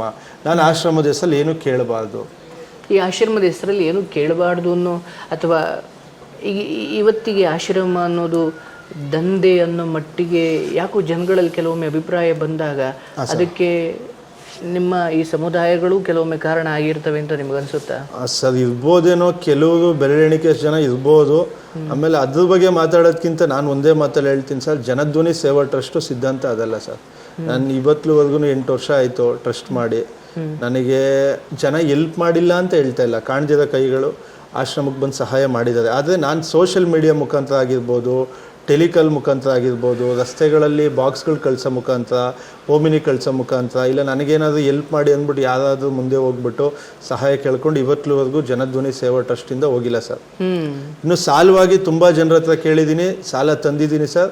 ಮತ್ತು ನಿಸ್ವಾರ್ಥವಾಗಿ ಬಾಗಿಲು ಒಳಗಡೆ ಬಂದು ಸಹಾಯ ಮಾಡಿದ್ದಾರೆ, ಅದನ್ನು ನೆನೆಸ್ಕೊತೀವಿ ಸರ್. ಏನಂದರೆ ಆಶ್ರಮ ಅಂದರೆ ಏನು, ಇವಾಗ ನಮ್ಮ ತಂದೆ ತಾಯಿ ಅಜ್ಜಿ ಕಾಲದಲ್ಲೆಲ್ಲ ಕುಟುಂಬಗಳಿಗೆ, ಸಂಬಂಧಗಳಿಗೆ ಒಂದು ಪ್ರೀತಿ, ವಿಶ್ವಾಸ, ಮಮಕಾರ ಎಲ್ಲ ಇತ್ತು ಸರ್. ಇವಾಗ ಏನಾಗ್ತಿದೆ ಅಂದರೆ ನಾನು ಮದುವೆ ಆಗಿದ್ದೀನಿ, ನನ್ನ ಕುಟುಂಬ, ನನ್ನ ಹೆಂಡತಿ, ನನ್ನ ಮಕ್ಕಳು, ಈ ರೀತಿಯಾಗಿ ಆಶ್ರಮಗಳು ಜಾಸ್ತಿ ಆಗ್ತಿದೆ. ನಮ್ಮ ಉದ್ದೇಶ ಆಶ್ರಮಗಳು ಜಾಸ್ತಿ ಆಗಬಾರ್ದು ಸರ್. ಇದು ನಾನು ಕೇಳೋಣ ಅಂದ್ಕೊಂಡೆ. ಆಶ್ರಮದ ಸಂಖ್ಯೆ ಹೆಚ್ಚೋದು ಸಮಾಜದ ಏಳಿಗೆಯ ಸಂಕೇತ ಖಂಡಿತ ಅಲ್ಲ ಸರ್. ಹೌದು. ಅದಕ್ಕೆ ನಾವೇನು ಮಾಡ್ತಾ ಇದ್ದೀವಿ ಅಂದರೆ, ಕೆಲವರಿಗೆ ಮದುವೆ ಆಗಿರಲ್ಲ, ಮಕ್ಕಳಿರಲ್ಲ, ಹಸ್ಬೆಂಡ್ ತೀರ್ಕೊಂಡಿರ್ತಾರೆ, ಈ ಥರ ಹಿನ್ನೆಲೆ ನೋಡ್ಕೊಂಡು ಯಾರೂ ಇಲ್ಲ ಅನ್ನೋದು ಮಾತ್ರ ಕರ್ಕೊಂಡ್ಬರ್ತಾ ಇದ್ವಿ. ನಿರಾಶ್ರಿತರು. ಹೌದು ಸರ್. ಯಾರಿಗೆ ಯಾರೂ ಇಲ್ಲವೋ ಹೌದು, ಅವರು ಇಲ್ಲಿ ಬರೀ ಅರ್ಹರು. ಹೌದು ಸರ್. ಆಮೇಲೆ ಏನಂದರೆ, ಇವಾಗ ನಾವು ನೋಡ್ಬೋದು ಸರ್, ನೀವೇನೇ ಒಂದು ಕೆಲಸ ಶುರು ಮಾಡಿ, ಅವಮಾನ ಯಾವ ರೀತಿ ಅವಮಾನ ಮಾಡ್ತಾರೆ ಅಂದರೆ, ಒಳ್ಳೇದೇ ಮಾಡಬಾರ್ದು, ಒಳ್ಳೆ ಕೆಲಸ ಕಾಲೇ ಇಡಬಾರ್ದು ಅನ್ನೋ ರೀತಿಲಿ ಅವಮಾನಗಳು ಮಾಡಿಬಿಡ್ತದೆ. ನೀವು ಗೊತ್ತು ಗುರಿ ಇಲ್ದಂಗೆ ಸುಮ್ಮನೆ ಮಾಮೂಲಿ ಹಿಡ್ಕೊಂಡು ಓಡಾಡ್ತಿರ್ಬೇಕು. ನೀವು ಏನೋ ಮಾಡ್ಲಿಕ್ಕೆ ಹೊಂಟ್ರೆ ನೀವು ಅಸಾಮಾನ್ಯರಾಗ್ಬಿಡ್ತೀರಾ. ಹೌದು, ಸಾಮಾನ್ಯರಾಗಿ ಉಳ್ಕೊಂಡ್ಬಿಡ್ಬೇಕು. ಸರ್ ನಾನು ಒಬ್ಬ ಮನುಷ್ಯ ಸರ್ ಏನಾದರೂ ಒಂದು ಮಾಡ್ತೀನಿ ಅಂತ ಹೊರಟಾಗ ಮಾತಾಡೋದ್ರ ಬಗ್ಗೆ, ಮತ್ತು ನಿನ್ನ ಕೈಲಿ ಆಗಲ್ಲ ಅನ್ನೋದ್ರ ಬಗ್ಗೆ, ಮತ್ತು ನೀನೇನು ಮಾಡೋಕ್ಕಾಗಲ್ಲ ಸುಮ್ಮನೆ ಏನೋ ನೋಡೋಕ್ಕೆ ಇನ್ನೊಂದೇನೋ ಒಂದು ತೋರ್ಸ್ಕೊಳಕ್ಕೆ ಮಾಡ್ತೀಯ ಅನ್ನೋ ಈ ಥರ ಎಲ್ಲ ಒಂದಷ್ಟು ಅವಮಾನಗಳು, ಒಂದಷ್ಟು ಮಾತು, ಅಂತೆ ಕಂತೆ ಇವೆಲ್ಲ ಬರ್ತವೆ ಸರ್. ಅದನ್ನ ಪ್ರಾಮಿಸ್ ಹೇಳ್ತೀನಿ, ಅದ್ರ ಬಗ್ಗೆ ಯೋಚನೆನೂ ಮಾಡೋಕ್ಕೆ ಹೋಗ್ಬಾರ್ದು. ನಿಮ್ಮ ಕೆಲಸ ಕರೆಕ್ಟಾಗಿದ್ದರೆ, ನೀವು ಹೋಗೋ ದಾರಿಲಿ ಕರೆಕ್ಟಾಗಿ ರೀಚ್ ಆದರೆ ಸರ್, ಅವ್ರು ಏನೇನು ಮಾತಾಡಿರ್ತಾರೆ ಎಲ್ಲರೂ ಹಿಂದೆ ಬಂದು ನಿಂತ್ಕೊತಾರೆ. ಸೀರಿಯಸ್ ಆಗಿ ಸರ್. ಗೆದ್ದಾದ ಅಂದರೆ ಏನು ಗೊತ್ತಾ ಸರ್, ಇವಾಗ ಈಸಿಯಾಗಿ ಯಾವುದೂ ಸಿಗಲ್ಲ ಸರ್. ಇಮ್ಮಿಡಿಯೇಟಾಗಿ ಯಾವುದಾದ್ರು ಯಶಸ್ಸು ಏನಾದರೂ ಸಿಕ್ಬಿಟ್ರೆ ಅಲ್ವಾ ಸರ್. ಆಮೇಲೆ ದೊಡ್ಡದಾಗೇನೋ ಇಮ್ಮಿಡಿಯೇಟಾಗಿ ಎಲ್ರಿಗೂ ನಾನು ಗೊತ್ತಾಗ್ಬಿಡ್ಬೇಕು, ಎಲ್ರಿಗೂ ನಾನು ಪರಿಚಯ ಆಗಿಬಿಡ್ಬೇಕು, ಇಮ್ಮಿಡಿಯೇಟಾಗಿ ಹೆಸರು ಮಾಡಬೇಕು, ಇಮ್ಮಿಡಿಯೇಟಾಗಿ ಬೆಳಿಬೇಕು, ಅದು ಕುಚ್ಚುತನ ಮಾಡಬಾರ್ದು ಅಲ್ವಾ ಸರ್. ಮಾಡಬಾರ್ದು. ಆಮೇಲೆ ಹಂಗೆ ಆಗ್ಬೋದು, ಆದಮೇಲೆ ಉಳಿಸ್ಕೊಂಡು ಬೆಳೆಸ್ಕೊಂಡು ಹೋಗೋದಿದೆಯಲ್ಲ ತುಂಬ ಕಷ್ಟ. ಕೆಟ್ಟ ರೀತಿಯಲ್ಲಿ ನೀವೇನೇ ಫೇಮಸ್ ಆದರೂ ಕೂಡ ನಾಳೆ ದಿನ ಒಂದು ತರಕಾರಿ ಮಾರ್ಕೆಟ್ ಹೋಗ್ಲಿಕ್ಕೂ ಮುಖ ಇರಲ್ಲ ಅಲ್ವಾ ಸರ್. ಅದನ್ನೇ ಹೇಳ್ತಾ ಇದ್ದು ಡಿಫ್ರೆಂಟಾಗಿ ಇವಾಗಂತೂ ನಾವು ನೋಡ್ತೀವಿ ಸೋಷಿಯಲ್ ಮೀಡಿಯಾದಲ್ಲಿ ಇಮ್ಮಿಡಿಯೇಟಾಗಿ ಏನೋ ಆಗಬೇಕು, ಇಮ್ಮಿಡಿಯೇಟಾಗಿ ಏನೋ ಮಾಡಬೇಕು ಅಂತ. ಕಸು ತೊಟ್ಟಿಯಾಗಿದೆ ಇನ್ಸ್ಟಾಗ್ರಾಮ್. ಅದೇ ಹೇಳೋದು ಸರ್, ಸೋಷಿಯಲ್ ಮೀಡಿಯಾ ಒಂದು ಒಳ್ಳೆ ಪ್ಲಾಟ್ಫಾರ್ಮ್ ಸರ್. ಯಾವ ರೀತಿ ಬಳಸ್ಕೊಂತೀರ ಅನ್ನೋದ್ರ ಮೇಲೆ ನಿಂತಿರ್ತದೆ ಅಷ್ಟೇ. ಈಗ ನನ್ನೇ ನೋಡಿ, ಈಗ ನಿಮ್ಮ ಆಶ್ರಮ ನನಗೆ ಸೋಷಿಯಲ್ ಮೀಡಿಯಾ ಅಲ್ದಿದ್ರೆ ನಮ್ಗೆ ಹೆಂಗ್ ಗೊತ್ತಾಗೋದು? ಹೌದು ಸರ್, ಹೌದು. ಅದು ಒಂಥರ AK-47 ಗನ್ ಇದ್ದಂಗೆ. ಹೌದು. ಸೈನಿಕರ ಕೈಲಿದ್ರೆ ದೇಶ ಕಾಪಾಡುತ್ತೆ, ಉಗ್ರಗಾಮಿ ಕೈಲಿದ್ರೆ ಗನ್ ಸಮಸ್ಯೆ ಅಲ್ಲ, ಮನಸ್ಸುಗಳು ಸಮಸ್ಯೆ. ಹೌದು. ಸೊ ಇದು ಈ ಕೆಲಸ ಮಾಡ್ಕೊಂಡು ಏನೋ ರಾಜಕೀಯಕ್ಕೆ ಬರೋಕ್ಕೂ ಉದ್ದೇಶ ಇದೆಯಾ ನಿಮಗೆ? ಯಾರಿಗೆ ಸರ್ ಹಿಂಗೆಲ್ಲ ಫೇಮಸ್ ಆಗೋದು? ಇಲ್ಲ ಸರ್, ಆ ರೀತಿ ಅದೆಲ್ಲ ಓಡಾಡಿದ್ದೀವಿ. ಪಕ್ಷದ ಜೊತೆ ಗುರುತಿಸ್ಕೊಂಡಿದ್ದೀರಾ? ಅಲ್ಲ, ಗುರುತಿಸ್ಕೊಂಡಿದ್ದೀರಿ, ಓಡಾಡಿದ್ದೀರಿ. ಅಂದರೆ ಇವಾಗ ನೀವು ಯಾವುದೇ ಪಕ್ಷಕ್ಕೆ ಕದೀಲಿ, ಯಾವುದೇ ಒಂದು ಇದಕ್ಕದಿಲಿ, ಎಲ್ಲೂ ಓಡಾಡಲ್ಲ, ಆಸಕ್ತಿನೂ ಇಲ್ಲ. ಏಕೆಂದರೆ ಪ್ರತಿಯೊಂದು ಅನುಭವ ಆದಾಗಲೇ ವ್ಯಾಲ್ಯೂಗಳು ಗೊತ್ತಾಗುತ್ತೆ ಅಂತ. ಇವತ್ತೆಷ್ಟೋ ಜನ ಯೂತ್ಸು ರಾಜಕೀಯದಲ್ಲಿ ಓಡಾಡ್ಕೊಂಡು ಕೆಲವರು ಯಶಸ್ಸನ್ನ ಕಂಡಿರ್ತಾರೆ, ಇನ್ನು ಕೆಲವರು ಜೀವನನೇ ಹಾಳು ಮಾಡ್ಕೊಂಡಿರ್ತಾರೆ. ಉದಾಹರಣೆಗಳಿದೆ. ಹಂಗಾಗಿ ರಾಜಕೀಯ ಅಂತ ಬಂದಾಗ ಸರ್, ನನಗೆ ಪರ್ಸ್ನಲಿ ನನಗೆ ಇಂಟ್ರೆಸ್ಟ್ ಇಲ್ಲ ಸರ್. ಎಲ್ಲರೂ ಪರಿಚಯ ಇದ್ದಾರೆ, ಯಾಕೆಂದ್ರೆ ನಾವು ಟ್ರಸ್ಟ್ ಮಾಡೋ ಮುಂಚೆ ಓಡಾಡ್ತಾ ಇದ್ವಿ. ಈಗ ಜನಧ್ವನಿ ಸೇವಾ ಟ್ರಸ್ಟ್, ಅದಿಗೆ ನೀರಾಗಬೇಕು, ಒಂದೇ ಇದ್ರೆ ಬಾವಿಲಿ ಇರಬಾರ್ದು, ಎಲ್ಲರೂ ಬೇಕು ನಮಗೆ, ಎಲ್ರೂ ಬೇಕಾಗುತ್ತೆ. ಎಲ್ಲ ಪಕ್ಷದವರು, ಎಲ್ಲ ಇದರವರು ಪ್ರೀತಿ ವಿಶ್ವಾಸದಿಂದ ಎಲ್ಲರೂ ಚೆನ್ನಾಗಿದ್ದಾರೆ. ಯಾವುದಾದ್ರು ಒಂದಕ್ಕೆ ಸೀಮಿತ ಆದರೆ ಚೆನ್ನಾಗಿರಲ್ಲ ಅಂದ್ಕೊಂಡು ಅದಕ್ಕೆ ರಾಜಕೀಯವಾಗಿ ಯಾವುದೂ ಇಂಟ್ರೆಸ್ಟ್ ಇಲ್ಲ ಸರ್. ನಿಜ. ಅಂದರೆ ನೀವು ಲೋಕೋ ದೇವೋ ಸುಖಿನೋ ಭವಂತು, ಲೋಕೋ ಸಮಸ್ತ ಸುಖಿನೋ ಭವಂತು ಅಂದಾಗ, ಲೋಕವೇ ನನ್ನ ಮನೆ ಅಂದಾಗ ನೀವು ಒಂದಕ್ಕೆ ಜೋತು ಬಿದ್ದರೆ ಬಹುಶಃ ನಾಳೆ ನಿಮಗದು ಅಂದ್ರೆ ನೀವೆಲ್ಲಿ ಎಲ್ಲಾ ಧರ್ಮವೂ ಹಾಕಿದ್ದೀರಿ, ಎಲ್ಲ ಇದನ್ನು ಹಾಕಿದ್ದೀರಿ. ಸೊ ಒಂದಕ್ಕೆ ಜೋತು ಒಂದು ಸಾಸಿವೆ ಕಾಳರ್ ಸೇವೆ ಮಾಡ್ತಾ ಇದ್ದೀರಿ. ಇಲ್ಲ ಅಲ್ಲಲ್ಲ, ಒಂದಕ್ಕೆ ಸೀಮಿತ ಆಗೋದು ಬೇಡ. ಅದಕ್ಕೆ ಎಷ್ಟೋ ಜನ ಕೇಳ್ತೇನೆ ರಾಜಕೀಯವಾಗಿ ಖಂಡಿತ ಪ್ರಾಮಿಸ್ ಮನಸಾಕ್ಷಿ ಮುಟ್ಕೊಂಡು ಹೇಳ್ತೀನಿ, ನನಗೆ ಆ ಥರ ಕಾನ್ಸೆಪ್ಟೇ ಇಲ್ಲ. ಮೊನ್ನೆ ಎಲ್ಲ ಬಾಗ್ನ ಕೊಟ್ರಿ ಪೌರ ಕಾರ್ಮಿಕರಿಗೆ, ಅದು ತುಂಬ ಆಸೆ ಇತ್ತು, ಕೊಡಬೇಕಾಗಿತ್ತು ಅಂತ. ಇವಾಗ ದಸರಾ ಹಬ್ಬಕ್ಕೂ ಬೇರೆ ರೀತಿಲಿ ಒಂದು ಸೇವೆ ಮಾಡ್ತಾ ಇದ್ದೀವಿ. ಒಂದೊಂದು ಹಬ್ಬಕ್ಕೆ ನಮ್ಮ ಮನೆಗಳಲ್ಲಿ ಅಷ್ಟೇ ಅಲ್ಲ, ಸಮಾಜಕ್ಕೋಸ್ಕರ ದುಡಿತಾ ಇರೋವಂಥದ್ದು, ತುಂಬ ನೊಂದಿರೋ ಅಂಥದ್ರಿಗೆ ನಮ್ಮ ಕಣ್ಮುಂದೆ ಕಾಣೋ ಅಂಥದಕ್ಕೆ ಒಂದು ಸೇವೆಗಳ ಮಾಡಬೇಕು ಅನ್ನೋ ಆಸೆ ಇದೆ. ಆ ರೀತಿ ಯೋಚನೆ ಮಾಡಿದ್ರೆ ಕೆಲವ್ರು ಅಂತಾರೆ ಏನಾದ್ರು ರಾಜಕೀಯವಾಗಿ ಏನಾದ್ರು ಆಸೆ ಇದೆಯಾ ಹಂಗೆ ಹಿಂಗೆ ಅಂತ. ಸರ್, ರಾಜಕೀಯವಾಗಿ ಮಾಡಬೇಕು ಅಂದರೆ ಸೇವೆನೇ ಮಾಡ್ಬೇಕಂತಿಲ್ಲ, ರಾಜಕೀಯವಾಗಿ ಗುರುತಿಸ್ಕೊಬೋದಾಗಿತ್ತು. ಆಮೇಲೆ ಇಷ್ಟೆಲ್ಲ ರಿಸ್ಕ್ ತೊಗೊಂಡು, ಇಷ್ಟೆಲ್ಲ ಸಾಲ ಮಾಡಿ, ಇಷ್ಟೆಲ್ಲ ಕಷ್ಟಪಟ್ಟು ಮಾಡಬೇಕಾಗ ರಾಜಕೀಯವಾಗಿ ಏನೂ ಇಷ್ಟ ಇಲ್ಲ ಸರ್. ರಾಜಕೀಯದ ಬಗ್ಗೆ ಸಮಾಜದಲ್ಲಿ ಅಥವಾ ಒಳ್ಳೆ ಅಭಿಪ್ರಾಯಗಳು ಇವತ್ತು ಕಡಿಮೆ ಆಗುವ ಸಮಯ ಬಂದ್ಬಿಟ್ಟಿದೆ ಸರ್. ಯೂತ್ಸ್ ಏನು ಗೊತ್ತಾ ಸರ್, ಇವಾಗಿರೋ ಯೂತ್ಸಲ್ಲಿ ಒಳ್ಳೊಳ್ಳೆ ರಾಜಕಾರಣಿಗಳಿದ್ದಾರೆ. ಯೂತ್ಸ್ ಬರಬೇಕು ಸರ್. ಯೂತ್ಸ್ ರಾಜಕಾರಣಿವಾಗಿ ಬಂದರೆ ಮಾಡಬೇಕು. ರಾಜಕೀಯ ಏನು ಕೆಟ್ಟದಲ್ಲ ಸರ್. ನಿಮ್ಮ ಥರ ಸೇವಾ ಮನೋಭಾವ ಇದ್ರೆ ಚಂದ. ನಾನು ಎಲೆಕ್ಷನ್ಗೆ 20 ಕೋಟಿ ಖರ್ಚು ಮಾಡಿದ್ದೀನಿ, ಮುಂದಿನ 5 ವರ್ಷದಲ್ಲಿ ಅದನ್ನು ವಾಪಸ್ ತಗೊಳ್ಳೋದ್ರಲ್ಲೇ ಜೀವನ, ಅದು ಕಷ್ಟ ಆಗುತ್ತೆ ಸರ್. ಅದ್ರ ಬಗ್ಗೆ ಮಾತಾಡೋಕೆ ತುಂಬ ಚಿಕ್ಕವನು. ಅಂದರೆ ಏನಂದರೆ ಯೂತ್ಸಲ್ಲಿ ರಾಜಕೀಯವಾಗಿ ಬಂದರೆ ಒಳ್ಳೊಳ್ಳೆ ಮನೋಭಾವ ಇರೋಂಥವ್ರು ಬಂದರೆ ಚೆನ್ನಾಗಿರುತ್ತೆ. ಹೆಂಗ್ ರಕ್ತ, ಬಿಸಿ ರಕ್ತಗಳು ಒಳ್ಳೇದು ಮಾಡ್ಬಿಡ್ಬೇಕಪ್ಪ, ಎಲ್ಲ ವ್ಯವಸ್ಥೆನ ಸರಿ ಮಾಡಬೇಕು. ಈ ಹಳಬ್ರು ಹಂಗಲ್ಲ, ಅವ್ರಿಗೆಲ್ಲ ನೋಡಿ ಸಾಕಾಗ್ಬಿಟ್ಟಿರುತ್ತೆ. ಇದೇ ಸರ್ ಮಾಡ್ತದೆ. ಅದೇನಾಗುತ್ತೆ ಅಂದರೆ ಅದೇ ಹೇಳ್ತದಲ್ಲ, ಯಾವ್ದು ಮಾಡಬೇಕು, ಎಲ್ಲಿಂದ ಶುರು ಮಾಡಬೇಕು ಅನ್ನೋದು ವಾತಾವರಣಗಳು ಹಂಗೆ ಕಂಟಿನ್ಯೂ ಆಗಿರೋದು, ಹಂಗೆ ಬೆಳ್ಕೊಂಬಂದ್ಬಿಟ್ಟಿರ್ತದೆ ಅಷ್ಟೇ. ನಿಮಗೆ ಯಾವುದು ರಾಜಕೀಯವಾಗಿ ಒಂದು ಸ್ಥಾನಮಾನದ ಅಪೇಕ್ಷೆಯೂ ಇಲ್ಲ ಅಥವಾ ಅಂತ? ಖಂಡಿತ ಇಲ್ಲ ಸರ್. ಆಫರ್ಗಳು ಬಂದಿಲ್ಲ? ಇಲ್ಲ ಸರ್. ಬಂದ್ರು ನನಗೆ ಅದು ಬೇಡ ಅಂತ ಅವಶ್ಯಕತೆ ಇಲ್ಲ ಸರ್. ಯಾಕೆಂದ್ರೆ ಇವಾಗ ಹೇಳ್ತಾರೆ ಆಶ್ರಮಕ್ಕೆ ಬಂದು ಯಾವ್ದು ರಾಜಕಾರಣಿಗಳ ಹತ್ರ ಹೋಗಿ ಸಹಾಯ ಕೇಳಿ, ಇನ್ನೊಂದು ಮತ್ತೊಂದು ಕೇಳಿ ಅಂತಾರೆ ಸರ್. ಈಗ ಆಶ್ರಮಗಳು ನಮಗೆ ಒಬ್ಬರೇ ರಾಜಕಾರಣಿಗಳು, ಅವ್ರಿಗೆ ಸಾವಿರಾರು ಆಶ್ರಮಗಳು. ಈಗ ನಾವು ಹೋಗಿ ಅವ್ರ ಹತ್ರ ನಿಂತ್ಕೊಂಡು ಕೇಳಿದಾಗ ಅವ್ರು ಮಾಡಲ್ಲ ಅನ್ನೋದು ಹೇಳಲ್ಲ, ಮಾಡ್ತೀನಿ ಅಂತಲೇ ಹೇಳ್ತಾರೆ. ಆದರೆ ನಮ್ಮ ಸೇವೆ ಎಲ್ಲ ಆಯಿತು, ಬಿಸ್ನೆಸ್ ಆಯ್ತಲ್ಲ. ನಾಳೆ ದಿನ ಎಲ್ಲೋ ಒಂದು ಮಾತು, ನಾನು ಇದೊಂದು ಪ್ರಾಡಕ್ಟ್ ಮಾಡ್ಕೊಂಡಿದ್ದೀನಿ, ಆಶ್ರಮ ನಂದೊಂದು ಪ್ರಾಡಕ್ಟ್ ಇದೆ, ಇದಕ್ಕೆ ನೀವು ಹೆಲ್ಪ್ ಮಾಡಿ, ಇದಕ್ಕೆ ನೀವು ಹೆಲ್ಪ್ ಮಾಡಿ ಅಂತ ನಾನು ಹೋಗಿ ರಾಜಕಾರಣಿಗಳ ಹತ್ರ ಆಗಿರ್ಬೋದು ಅಲ್ಲಿ ಇಲ್ಲಿ ಕೇಳೋದು ನನ್ನ ಪರ್ಸ್ನಲಿ ಜನಧ್ವನಿ ಸೇವಾಟರ್ ಸಿದ್ಧಾಂತ ಅದಲ್ಲ. ಓಕೆ, ಅದಕ್ಕೆ ನಾವೇನಂದ್ರೆ ಸರ್ ಇವಾಗ ಕೆಲಸ ಇದರಿಂದ ಒಂದು ಉದ್ಯಮ ಶುರು ಮಾಡೋಣ, ಅದ್ರಲ್ಲಿ ಬರೋ ಹಣದಲ್ಲಿ ಒಂದಷ್ಟು ಸಮಾಜಮುಖಿ ಕೆಲಸ ಮಾಡೋಣ. ಸರ್ ಎಷ್ಟೋ ಜನ ಬೇರೆ ಥರನೇ ಮಾತಾಡೋದೆ, ಸಾಲ ಮಾಡಿ ಏನಕ್ಕೆ ಮಾಡ್ಬೇಕು ಸರ್, ಸಾಲ ಮಾಡಿ ನಾನೇನು ಶೋಕಿ ಮಾಡಿಲ್ಲ ಸರ್. ನಾನು ಅದನ್ನಾಗಲೇ ಹೇಳ್ತಾ ಇದ್ದೆ ಅಲ್ವಾ, ಸಾಲ ಮಾಡಿ ಏನು ಶೋಕಿ ಮಾಡಿಲ್ಲ, ಇಲ್ಲ ಸಾಲ ಮಾಡಿದ್ದೀನಿ ಅಂದ್ಬಿಟ್ಟು ನಾನು ವಿಡಿಯೋದಲ್ಲಿ ಬಂದು ನನಗೆ ಸಹಾಯ ಮಾಡಿ ಅಂತ ಕೇಳ್ತಿಲ್ಲ. ನಾನು ಹೆಮ್ಮೆಯಿಂದ ದುರಾಂಕರವಾಗಿ ಹೇಳ್ಕೊಂತೀನಿ ಸರ್, ಸಾಲ ಮಾಡಿದ್ದೀನಿ, ಒಳ್ಳೆ ಉದ್ದೇಶಕ್ಕೆ ಮಾಡಿದ್ದೀನಿ, ಮತ್ತೆ ಅದು ತೀರ್ಸೋ ಶಕ್ತಿ ಇದೆ. ಭಗವಂತ ಜನರು ಪ್ರೀತಿ ವಿಶ್ವಾಸ ಒಳ್ಳೆಯದಾದಲ್ಲಿದ್ದರೆ ಉದ್ಯಮ ಶುರು ಮಾಡಿದ್ದೀವಿ, ಅದರಿಂದ ಬರೋ ಹಣದಲ್ಲಿ ನಮಗೆ ಅದಕ್ಕೆ ಕರ್ನಾಟಕದ ಜನ ಸಪೋರ್ಟ್ ಮಾಡ್ತಾರೆ ನಂಬಿಕೆ ಇದೆ. ಯಾಕೆ ಅಂದರೆ ಈ ಮಾತನ್ನ ನಾನು ಹೇಳ್ತೀನಿ, ಕೆಲವರು ಯೋಚನೆ ಮಾಡೋಕ್ಕಲ್ಲ ಸರ್, ಕೆಲವರು ಏನಂದರೆ ನೀವು ಹೇಳೋದಲ್ಲ ಆಶ್ರಮ ಅಂದರೆ ದಂಧೆ ಅದು ಇದು ಅಂತ ಹೇಳ್ತೀವಲ್ಲ ಸರ್. ಸರ್ ಈಗ ಮನೆಗಳಲ್ಲಿ ಕುಟುಂಬ ಸಾಕೋದೇ ಕಷ್ಟ, ಅಷ್ಟು ಜನರನ್ನು ಸಾಕ್ತಾ ಇರ್ತದೆ. ಹೌದು, ಅವಾಗ ಏನೋ ಕೆಲವ್ರಿಗೆ ಇರೋರಿಗೆ ಕೊಡಬೇಕು ಅನ್ನೋ ಆಸೆ, ಇಲ್ಲದೇ ಇರೋರಿಗೆ ಏನೋ ಒಂದು ಮಾಡಬೇಕು ಅನ್ನೋ ಆಸೆ ಇರುತ್ತೆ.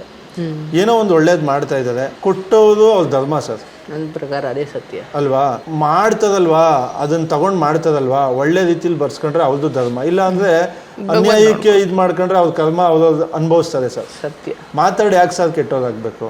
ಸತ್ಯ ಸತ್ಯ. ಹಾಗಾಗಿ ಅದು ಈ ಆಶ್ರಮದ ಆಮೇಲೆ ನಾವು ಕೊಡಿ ಅಂತ ಕೇಳ್ತಿಲ್ಲ ಸರ್. ಹೌದು ಹೌದು ಹೌದು ಅಲ್ವಾ, ನಾವು ಏನು ಕೇಳ್ತಾ ಇರೋದು ಅಂದರೆ ಪ್ರೀತಿ ವಿಶ್ವಾಸ ಕೊಡಿ, ಅಷ್ಟೇ, ಆಶೀರ್ವಾದ ಮಾಡಿ, ನಿಜ ನಿಜ. ಅದನ್ನ ಕೇಳ್ತೀವಿ. ಯಾಕೆಂದ್ರೆ ಸರ್ ಸಾಲ ಮಾಡಿ ಯಾಕೆ ಮಾಡಬೇಕು ಅಂದರೆ ಇವತ್ತು ಅಲ್ಲಿ ಪ್ರಶಸ್ತಿಗಳು ತೋರಿಸ್ತೆ, ಎಷ್ಟೋ ಜನ ಪ್ರೀತಿ ವಿಶ್ವಾಸ ತೋರಿಸೋದು. ನೀವು ಹೇಳಿದ್ರೆ ನೀವು ಪ್ರೀತಿ ವಿಶ್ವಾಸಕ್ಕೆ ಬಂದ್ರಿ, ನಾನು ಫೋನ್ ಮಾಡಿ ಸರ್ ಈ ಚಾನಲಿಂದ ನಂಗೊಂದು ಇಂಟರ್ವ್ಯೂ ಮಾಡಿ ಅಂತ ನಾನು ಫೋನ್ ಮಾಡಲಿಲ್ಲ. ಒಂದು ಪ್ರೀತಿ ವಿಶ್ವಾಸಕ್ಕೆ ಬಂದ್ರಿ, ಮಾಡ್ತಾ ಇರೋಂಥ ಸೇವೆಗೆ ಬಂದ್ರಿ. ಈ ಸೇವೆಗೆ ಈ ನೀವು ಕೊಟ್ಟಿರೋ ಗೌರವಕ್ಕೆ ಮುಂದೆ ಒಂದು ಪುಷ್ ಮಾಡೋ ಅಂಥ ಕೆಲಸ ಮಾಡ್ತಾ ಇರ್ತೀರ. ಅಂದರೆ ಯಾವುದೋ ಒಂದು ರೀತಿಲಿ ಆ ಪ್ರೀತಿ ವಿಶ್ವಾಸ ಕೊಟ್ಟಾಗ ನಾನು ಹೆಂಗೆ ಸರ್ ಕುಗ್ಲಿ, ನಾನು ಹೆಂಗೆ ಸರ್ ಸೋಲಿ ಅಲ್ವಾ ಸರ್, ನಾನು ಹೆಂಗೆ ಸರ್ ಕುಗ್ಲಿ, ನನ್ನ ಕೈಲಿ ಆಗಲ್ಲ ಅಂತ ಹೆಂಗಿಂದೆ ಹೋಗ್ಲಿ. ಈಗ 2 ಕಾಲು ಕೋಟಿ ಸಾಲ ಇದೆ, ಇನ್ನೂ ಒಂದು 2 ಕೋಟಿ ಸಾಲ ಆಗಲಿ ಬಿಡಿ, ತೀರ್ಸೋಣ ಒಳ್ಳೆ ಉದ್ದೇಶಕ್ಕೆ. ಯಾಕೆಂದರೆ ನಾನು ಫ್ಯಾಕ್ಟ್ರಿ ಮಾಡಿದ್ದೀನಿ, ದುಡಿತೀನಿ, ಜವಾಬ್ದಾರಿ ಇದೆ. ಒಂದು ಮನಸ್ಸಲ್ಲಿ ನಿನ್ನ ಕೈಲಿ ಆಗಲ್ಲ ಅನ್ನೋದು ಎಷ್ಟೋ ಜನ ನನ್ನನ್ನು ಅವರು ಗುರುಗಳಾಗಿ ತೊಗೊಂಡ್ಬಿಟ್ಟಿದ್ದೀನಿ ಅವ್ರನ್ನ, ನಿನ್ನ ಕೈಲಿ ಏನೂ ಆಗಲ್ಲ ಅಂತ. ಯಾಕೆಂದರೆ ಒಂದು ಚಿಕ್ಕದು ಅಂಗಡಿ ಮಾಡಲಿ ಸರ್, ಎಷ್ಟು ದಿನ ಮಾಡ್ತಾನೋ ಅಂತ ಮಾತಾಡ್ತಾರೆ.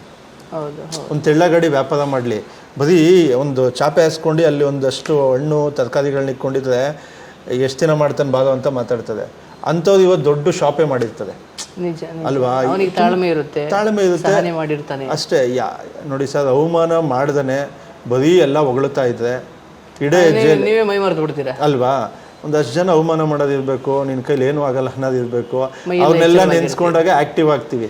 ಸತ್ಯ ಸತ್ಯ ಅಲ್ವಾ ಸರ್, ಆ ಒಂದು ಕಾನ್ಸೆಪ್ಟ್ ಯೋಚನೆ ಮಾಡ್ತಿದ್ವಿ. ಪ್ಲಸ್ ಇನ್ನೊಂದೇನು ಅಂದರೆ ನಾವು ಮಾಡೋ ಕೆಲಸ ಇನ್ನೊಬ್ರಿಗೆ ತೊಂದರೆ ಕೊಡ್ತಾ ಇಲ್ಲ, ಇನ್ನೊಬ್ರಿಗೆ ಒಳ್ಳೇದು ಮಾಡೋ ಕೆಲಸ. ಯಾಕೆಂದರೆ ಜೀವನನೇ ಮುಗ್ದೋಯ್ತು ಅನ್ನೋರನ್ನ ಕರ್ಕೊಂಡು ಬಂದು ಜೀವನ ರೂಪಿಸ್ಕೊಟ್ಟವ್ರಿಗೆ ದೇವರೆಲ್ಲರೂ ಹಾಳು ಮಾಡೋಕ್ಕೆ ಸಾಧ್ಯನಾ ಸರ್? ಅಲ್ವಾ, ನಾವೇನಾದರೂ ಇನ್ನೊಬ್ರು ಮನೆ ಹಾಳು ಮಾಡಿಬಿಟ್ಟು ನಮ್ಮನೆ ಉದ್ಧಾರ ಮಾಡ್ಕೊಬೇಕು ಅನ್ನೋ ಮನಸ್ಥಿತಿ ಇದ್ದಿದ್ರೆ ನಾನು ಯಾಕೆ ಸರ್ ಆಶ್ರಮ ಕಟ್ತಿದ್ದೆ, ಒಳ್ಳೆ ಡೂಪ್ಲೆಕ್ಸ್ ಮನೆ ಕಟ್ಸ್ಕೊತಿದ್ದೆ.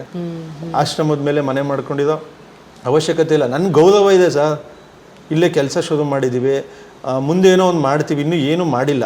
ಸತ್ಯವಾಗ್ಲೂ ಏನೋ ಮಾಡಿದ್ದೀವಿ ಅನ್ನೋದು ಇಲ್ಲ, ಏನೋ ಮಾಡ್ತಾ ಇದ್ದೀವಿ ಅನ್ನೋ ನಂಬಿಕೆ ಇದೆ. ಖಂಡಿತ ಆ ಒಂದು ಜವಾಬ್ದಾರಿನ ಯೋಚನೆ ಮಾಡಿ ಏನೇ ಒಂದು ಮಾಡಬೇಕಂದ್ರೆ ನಮಗೇನು ಬೇಕು, ದುಡ್ಡು ಬೇಕಲ್ವ ಸರ್. ಆ ದುಡ್ಡನ್ನು ಫಂಡ್ ರೈಸ್ ಮಾಡೋಕ್ಕೆ ಇಷ್ಟ ಇಲ್ಲ, ಕೆಲಸ ಶುರು ಮಾಡೋಣ, ಕೆಲಸದಿಂದ ಬರೋದ್ರಲ್ಲಿ ನಡೆಸೋಣ ಅನ್ನೋದು ತುಂಬ ಆಸೆ ಇತ್ತು.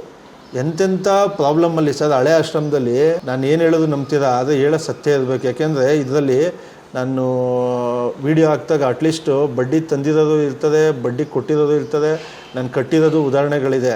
ಹಳೆ ಆಶ್ರಮದಲ್ಲಿ ಎಂತೆಂಥ ಸಿಚುವೇಶನ್ ಬಂತು ಗೊತ್ತಾ ಸರ್, 5 kg ಅಕ್ಕಿ, 1 kg ಸಕ್ಕರೆ, ಈ ಥರ ಫುಲ್ ಪ್ರಾಬ್ಲಮ್, ಸಾಲ, ಅಂಥ ಸಿಚುವೇಶನಲ್ಲಿ ತಂದು ಮಾಡಿದ್ದೀರಿ. ಆಮೇಲೆ ಬಾಡಿಗೆ ಕಟ್ಟಬೇಕು, ದುಡ್ಡಿಲ್ಲ ಸರ್, 50,000 10% ಬಡ್ಡಿ ತಂದುಬಿಟ್ಟು ಜಾಗದ ಓನರ್ ಕೊಟ್ಟು ಆಮೇಲೆ ರೇಷನ್ಗಳು ತಂದಿದ್ದೀರಿ. ಅಂಥ ಟೈಮಲ್ಲೂ ನಾನು ವೀಡಿಯೋ ಮಾಡೋಕ್ಕಿಲ್ಲ ಸರ್, ರೇಷನ್ ಇಲ್ಲ, ಅದಿಲ್ಲ. ಯಾಕೆಂದ್ರೆ ಸ್ವಾಭಿಮಾನ. ಮತ್ತು ಫ್ಯಾಮಿಲಿಗಳಲ್ಲಿ ಕೆಲವೊಬ್ರು ಇರ್ತದೆ ಸರ್, ಹೇಳೋದು ಉದಾಹರಣೆ, ಫ್ಯಾಮಿಲಿಗಳಲ್ಲಿ ಫ್ರೆಂಡ್ ಸರ್ಕಲ್ಗಳಲ್ಲಿ ಚೆನ್ನಾಗೇ ಇರ್ತದೆ, ಹಿಂದೆ ಒಂಥರ ಮಾತಾಡ್ತಾರೆ, ಲೂಸ್ಟಾಗಿ ಮಾತಾಡ್ತಾರೆ, ಯಾವುದೋ ಬಂದು ಹೇಳಿದಾಗ ತುಂಬ ನೋವಾಗುತ್ತೆ. ನಾಳೆ ದಿನ ನಾವೆಲ್ಲೋ ಚೆನ್ನಾಗಾದಾಗ, ನಾವು ಶ್ರದ್ಧೆಯಿಂದ ಕಷ್ಟಪಟ್ಟು ಒಂದು ಸಾಲನೋ ಏನೋ ಒಂದು ಒಳ್ಳೆ ಬಟ್ಟೆ ಹಾಕೊಬೋದು, ಸಕ್ಕತ್ತಾಗಿ ಓಡಾಡ್ಬೋದು, ಚೆನ್ನಾಗಿರ್ಬೋದು, ನಾಳೆ ದಿನ ಆಶ್ರಮದ ಹೆಸರಲ್ಲಿ ದುಡ್ಡು ಕೇಳ್ತಿದ್ದ ಕಣೋ ಅಂತ ಮಾತು ಬರಬಾರ್ದು ಅಂತ ಎಷ್ಟು ಸ್ವಾಭಿಮಾನದಿಂದ ತಡ್ಕೊಂಬಂದಿದ್ದೀನಿ ಗೊತ್ತಾ.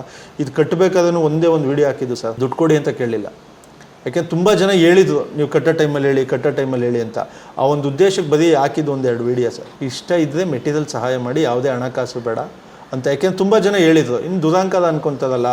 ಆಮೇಲೆ ಪರ್ಸ್ನಲಾಗಿ ಯಾರಿಗೂ ಫೋನ್ ಮಾಡಿ ಕೇಳಿ, ಕಟ್ತಾ ಇದೀವಿ ಕೊಡಿ. ಆ ರೀತಿಯಾಗಿ ತುಂಬ ಹೇಳೋಕ್ಕಾಗಲ್ಲ ಸರ್, ಅಸಾಧ್ಯ ಅನ್ಕೊಬೋದು. ಆಶ್ರಮ ನಡೆಸ್ಬೇಕಾದ್ರೆ 10% ಬಡ್ಡಿ ತಂದುಬಿಟ್ಟು ಕೊಟ್ಟಿರೋದು ಸರ್. ಸೀರಿಯಸ್ಸಾಗಿ ಬಡ್ಡಿ ಬಿಡ್ತಾ ಇರಲಿಲ್ಲ ಸರ್ ಅವರು. ಹೆಂಗೆ ಫೋನ್ ಮೇಲೆ ಫೋನ್ ಮಾಡೋದು ಗೊತ್ತಾ, ಎಂತೆಂಥ ಮಾತುಗಳು ಕೇಳಿದ್ದಿದೆ. ಇವತ್ತೇನೋ ಈಸಿಯಾಗಿ ಕೂತ್ಕೊಂಡು ಎಲ್ಲೋ ಒಂದು ಲೈನ್ ಕಮೆಂಟ್ ಬರೀಬೋದು, ಏನೋ ಒಂದು ಮಾತು ಅನ್ಬೋದು, ಪರವಾಗಿಲ್ಲ ಸರ್. ಅವ್ರು ಏನಾದರೂ ಬರೀಲಿ, ತಲೆನೂ ಕೆಡ್ಸ್ಕೊಳಕ್ಕೋಲ್ಲ. ಯಾಕೆಂದರೆ ಇಷ್ಟಪಡೋರು 100 ಜನ ತುಂಬ ಪ್ರೀತಿಯಿಂದ ಹಾಕಿರ್ತಾರೆ. ಯಾರೋ ಒಬ್ಬ ಆಗ್ತಾನೆ ಅಂದರೆ ಅದ್ರ ಬಗ್ಗೆ ಯಾಕೆ ತಲೆ ನಮ್ಮ ಕಣ್ಣು ಅಲ್ಲಿಗೆ ಹೋಯ್ತವೆ ಅಲ್ವಾ? ಅಲ್ಲ, ಏನಕ್ಕೆ ಅಂದರೆ ಅವ್ರು ಆಗ್ತದೆ ಅಂದರೆ ಏನು ಗೊತ್ತಾ ಸರ್, ಹಾಕ್ಲಿ, ಬೇಡ ತಪ್ಪು ಅಂತ ಹೇಳ್ತಿಲ್ಲ ಸರ್. ಮಾಡೋರು ಅವ್ರು ಹಿನ್ನೆಲೆ ತಿಳ್ಕೊಂಡು ಹಾಕ್ಲಿ. ಎಲ್ಲೋ ಒಂದು ವಿಡಿಯೋ, ಯಾವುದೋ ಒಂದು ವಿಡಿಯೋ. ನಾನು ಪೌರ ಕಾರ್ಮಿಕರಿಗೆ ತುಂಬ ಆಸೆ ಇತ್ತು ಬಾಗ್ನ ಕೊಡಬೇಕು ಅಂತ ಆಗಲೇ ಹೇಳಿದೆ. ನಾನು ದುಡ್ಡನ್ನ ಎಣಿಸ್ಬಿಟ್ಟು ಕೊಟ್ಟೆ. ಯಾಕೆ ಎಣಿಸ್ಬಿಟ್ಟು ಕೊಟ್ಟೆ, ಎನ್ವಲಪ್ ಕೊಡಬೇಕಾಗಿತ್ತು ಅಂತ ತುಂಬ ಜನ ಹೇಳಿದ್ರು. ಸರ್, ಇದು ಒಂದು ಸಂಸ್ಥೆ ಸರ್ ಮಾಡ್ತಾ ಇರೋದು. ನಾನು ಅದನ್ನೇ ಹೇಳ್ತಾಯಿದ್ದೀನಿ ಒತ್ತಿ ಏನೇ ಮಾಡಿದ್ರು ಒಂದು ಈಗ ನಾನೊಬ್ಬ ಪರ್ಸ್ನಲ್ಲಾಗಿ ಮಹೇಶ್ ಒಬ್ಬ ಹೋಗಿ ಮಾಡ್ತೇನೆ ಅಂದರೆ, ಊಟ ಮಾಡಿಬಿಟ್ಟು ಅಲ್ಲಿ ರಸ್ತೆಯಲ್ಲಿ ಪಾಪ ಸೆಕ್ಯೂರಿಟಿ ಇರ್ತದೆ, ಒಂದು 100 ರೂಪಾಯಿ ತೊಗೊಳ್ಳಿ ಅಂತ ಕೊಡ್ತೀವಿ, ಅದೆಲ್ಲ ವೀಡಿಯೋ ಮಾಡಿ ಹಾಕೋಕ್ಕಾಗಲ್ಲ ಸರ್. ಆಮೇಲೆ ಯಾವುದೋ ಊಟ ಇಲ್ಲ ಅಂತದೆ, ಒಂದು 500 ರೂಪಾಯಿ ಕಳಿಸ್ತೀವಿ, ಒಂದು ಫ್ಯಾಮಿಲಿ ಎಲ್ಲೋ ಬಂದ್ಬಿಟ್ಟಿರ್ತದೆ ಅಂತದೆ. ನಮ್ಮ ಕೈಲಾಗಿದ್ದು ಯಾಕೆ ಈ ಮುಖಾಂತರ ಹೇಳ್ಕೊತಿದ್ದೀನಿ ಅಂದರೆ, ಸರ್ ಅದು ಒಂದು ಸಂಸ್ಥೆ ಮಾಡ್ತಾಯಿದೆ, ಒಂದು ಸಂಸ್ಥೆ ಏನು ಮಾಡ್ತಾಯಿದೆ ಅನ್ನೋದು ಗೊತ್ತಾಗಲಿ, ಇದರಿಂದ ಒಂದು 4 ಜನಕ್ಕೆ ಸ್ಫೂರ್ತಿ ಆಗಲಿ. ಖಂಡಿತ. ಎನ್ವಲಪ್ಪಲ್ಲ ಸೀರೆನ ಹೋಗ್ಬಿಟ್ಟು ಅಲ್ಲಿಂದ ಸೀರೆ ತೊಗೊಂಬಂದಿದ್ದು ವೀಡಿಯೋ ಏನಕ್ಕೆ ಆಗ್ತದೆ ಗೊತ್ತಾ, ಆಶ್ರಮಕ್ಕೆ ಬಂದಿರುತ್ತೆ ಸೀರೆ, ಅಲ್ಲೇ ಮಡಿಸ್ಬಿಟ್ಟು ಕೊಟ್ಬಿಟ್ಟು ಒಂದಷ್ಟು ಅರ್ಶಿನ ಕುಂಕುಮ ಮಡಗ್ಬಿಟ್ಟು ಬಳೆ ಕೊಟ್ಬಿಟ್ಟು ಒಂದು ಇದ್ರಲ್ಲಿ ಮಡಗ್ಬಿಟ್ಟು ಕೊಟ್ಬಿಡ್ತದೆ ಅನ್ನೋದು ರೀತಿಲಿ ಮಾತಾಡ್ತದೆ ಸರ್. ಆಶ್ರಮಕ್ಕೆ ನಾನು ಹೇಳ್ತಾ ಇಲ್ವಾ ಸರ್, ನಾನು ಎಲ್ಲಿಂದ ರೇಷನ್ ತರ್ತೀರಿ, ರೇಷನ್ ದಿನಕ್ಕೆ ಏನೇನು ತರ್ತೀರಿ, ತರಕಾರಿ ಎಲ್ಲಿಂದ ತೊಗೊಂಬರ್ತೀನಿ, ನಾನೇ ಹೋಗ್ತೀನಿ ಹೇಳಿದ್ದು.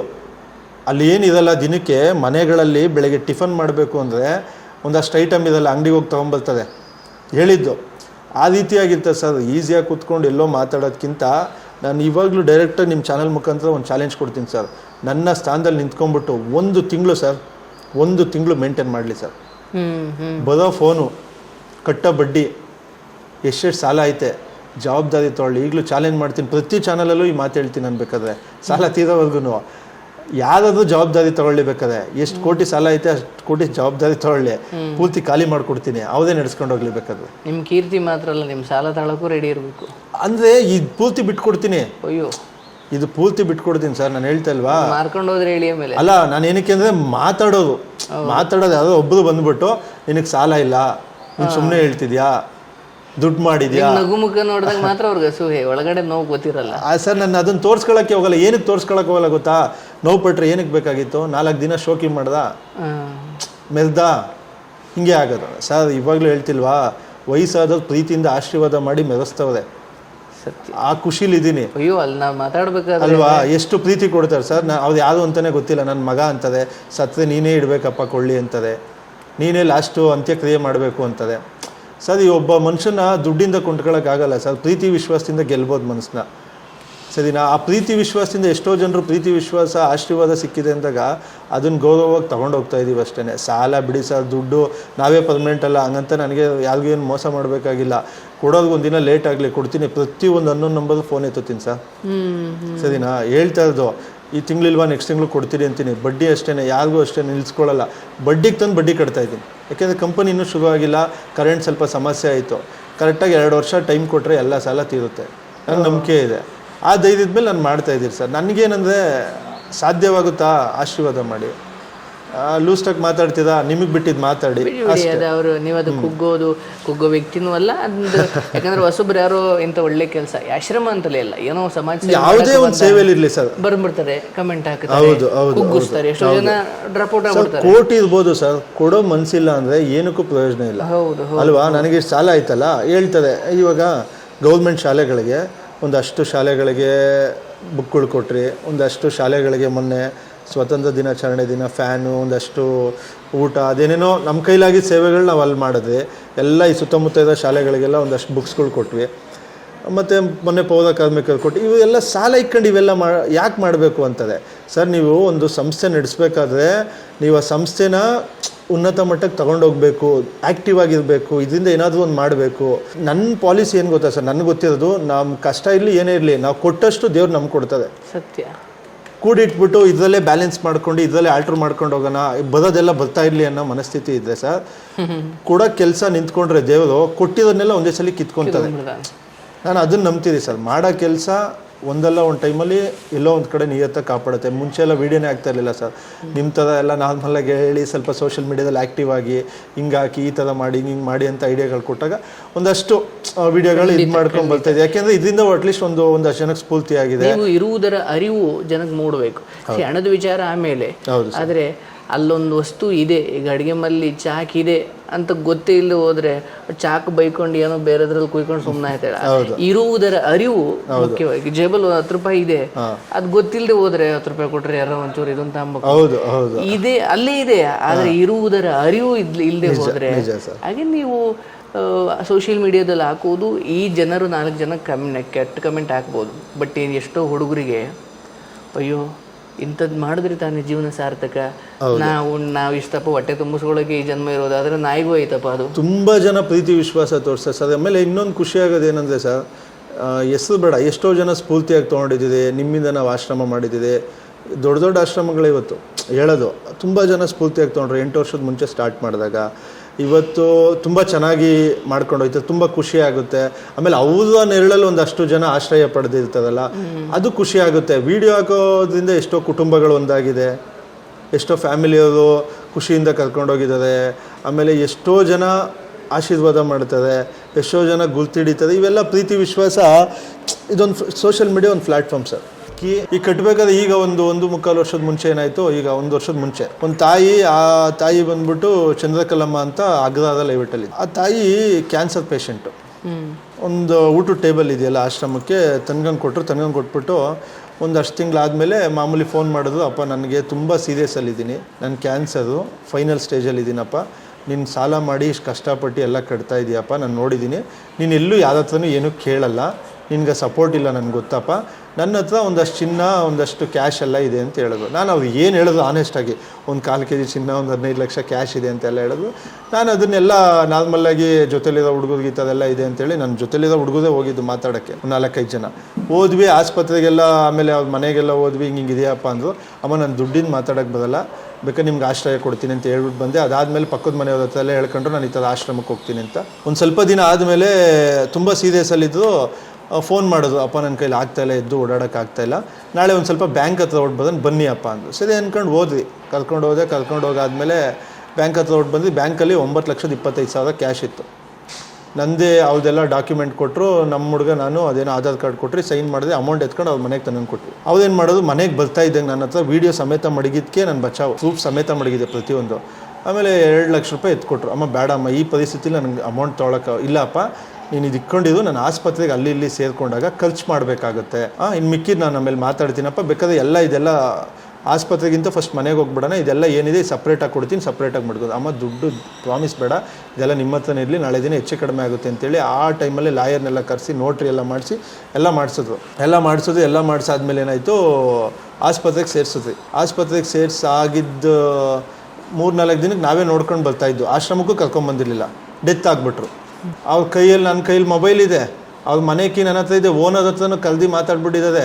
4 ಲಕ್ಷ ಏನು ಅಡ್ವಾನ್ಸ್ ಬೋಗಿದ್ದು ಅಮೌಂಟ್ ಇದೆ, ಇವ್ರು ಮಹೇಶ್ ಅವ್ರು ಕೊಡ್ಬೇಕು, ಇವ್ರು ಆಶ್ರಮದ್ದು ಅಂತೇಳಿ ನಂಬರೆಲ್ಲ ಕೊಟ್ಬಿಟ್ಟವ್ರೆ. ರಿಲೇಟಿವ್ ಫ್ಯಾಮಿಲಿಯವರು ನಂಬರು, ಅವ್ರು ಗೌರ್ಮೆಂಟ್ ಎಂಪ್ಲಾಯ್ ನಂಬರ್ ನನ್ನ ಹತ್ರ ಇದೆ, ಲೈಬ್ರರಿ ಅಂತದಲ್ಲ ಅದರಲ್ಲಿ ಮೊಬೈಲ್ ಇದೆ. ನನಗೇನು ಮಾಡಲಿ, ನನಗೆ ತಲೆ ಓಡ್ತಾ ಇಲ್ಲ. ಆಮೇಲೆ ಅಕ್ಕಪಕ್ಕದ ಮನೆಯವ್ರು ಹೇಳ್ತಾರೆ, ಸರ್ ನಿಮಗೆ ಬರಬೇಕು ಅಮೌಂಟು, ನೀವೇ ತೊಗೊಬೇಕು, ಆಶ್ರಮಕ್ಕೆ ಕೊಡ್ತೀನಿ ಅಂತ ಹೇಳಿದ್ದು ಅಂತದೆ. ನನಗೆ ಇವಾಗ ಹೆಂಗೆ ಅಂದರೆ ಅವ್ರು ಬದುಕಿಲ್ಲ, ನಮ್ಮ ಹತ್ರ ಏನೇ ದಾಖಲಾತಿ ಇರ್ಬೋದು, ನಾನು ಇದೆಲ್ಲೋ ಬಂದು ತೆಗ್ಲಾಕಂಡಲ್ಲ ಅಂದ್ಬಿಟ್ಟು ತುಂಬ ಯೋಚನೆ ಮಾಡಿ ಆಮೇಲೆ ಡಿಸೈಡ್ ಮಾಡಿದೆ.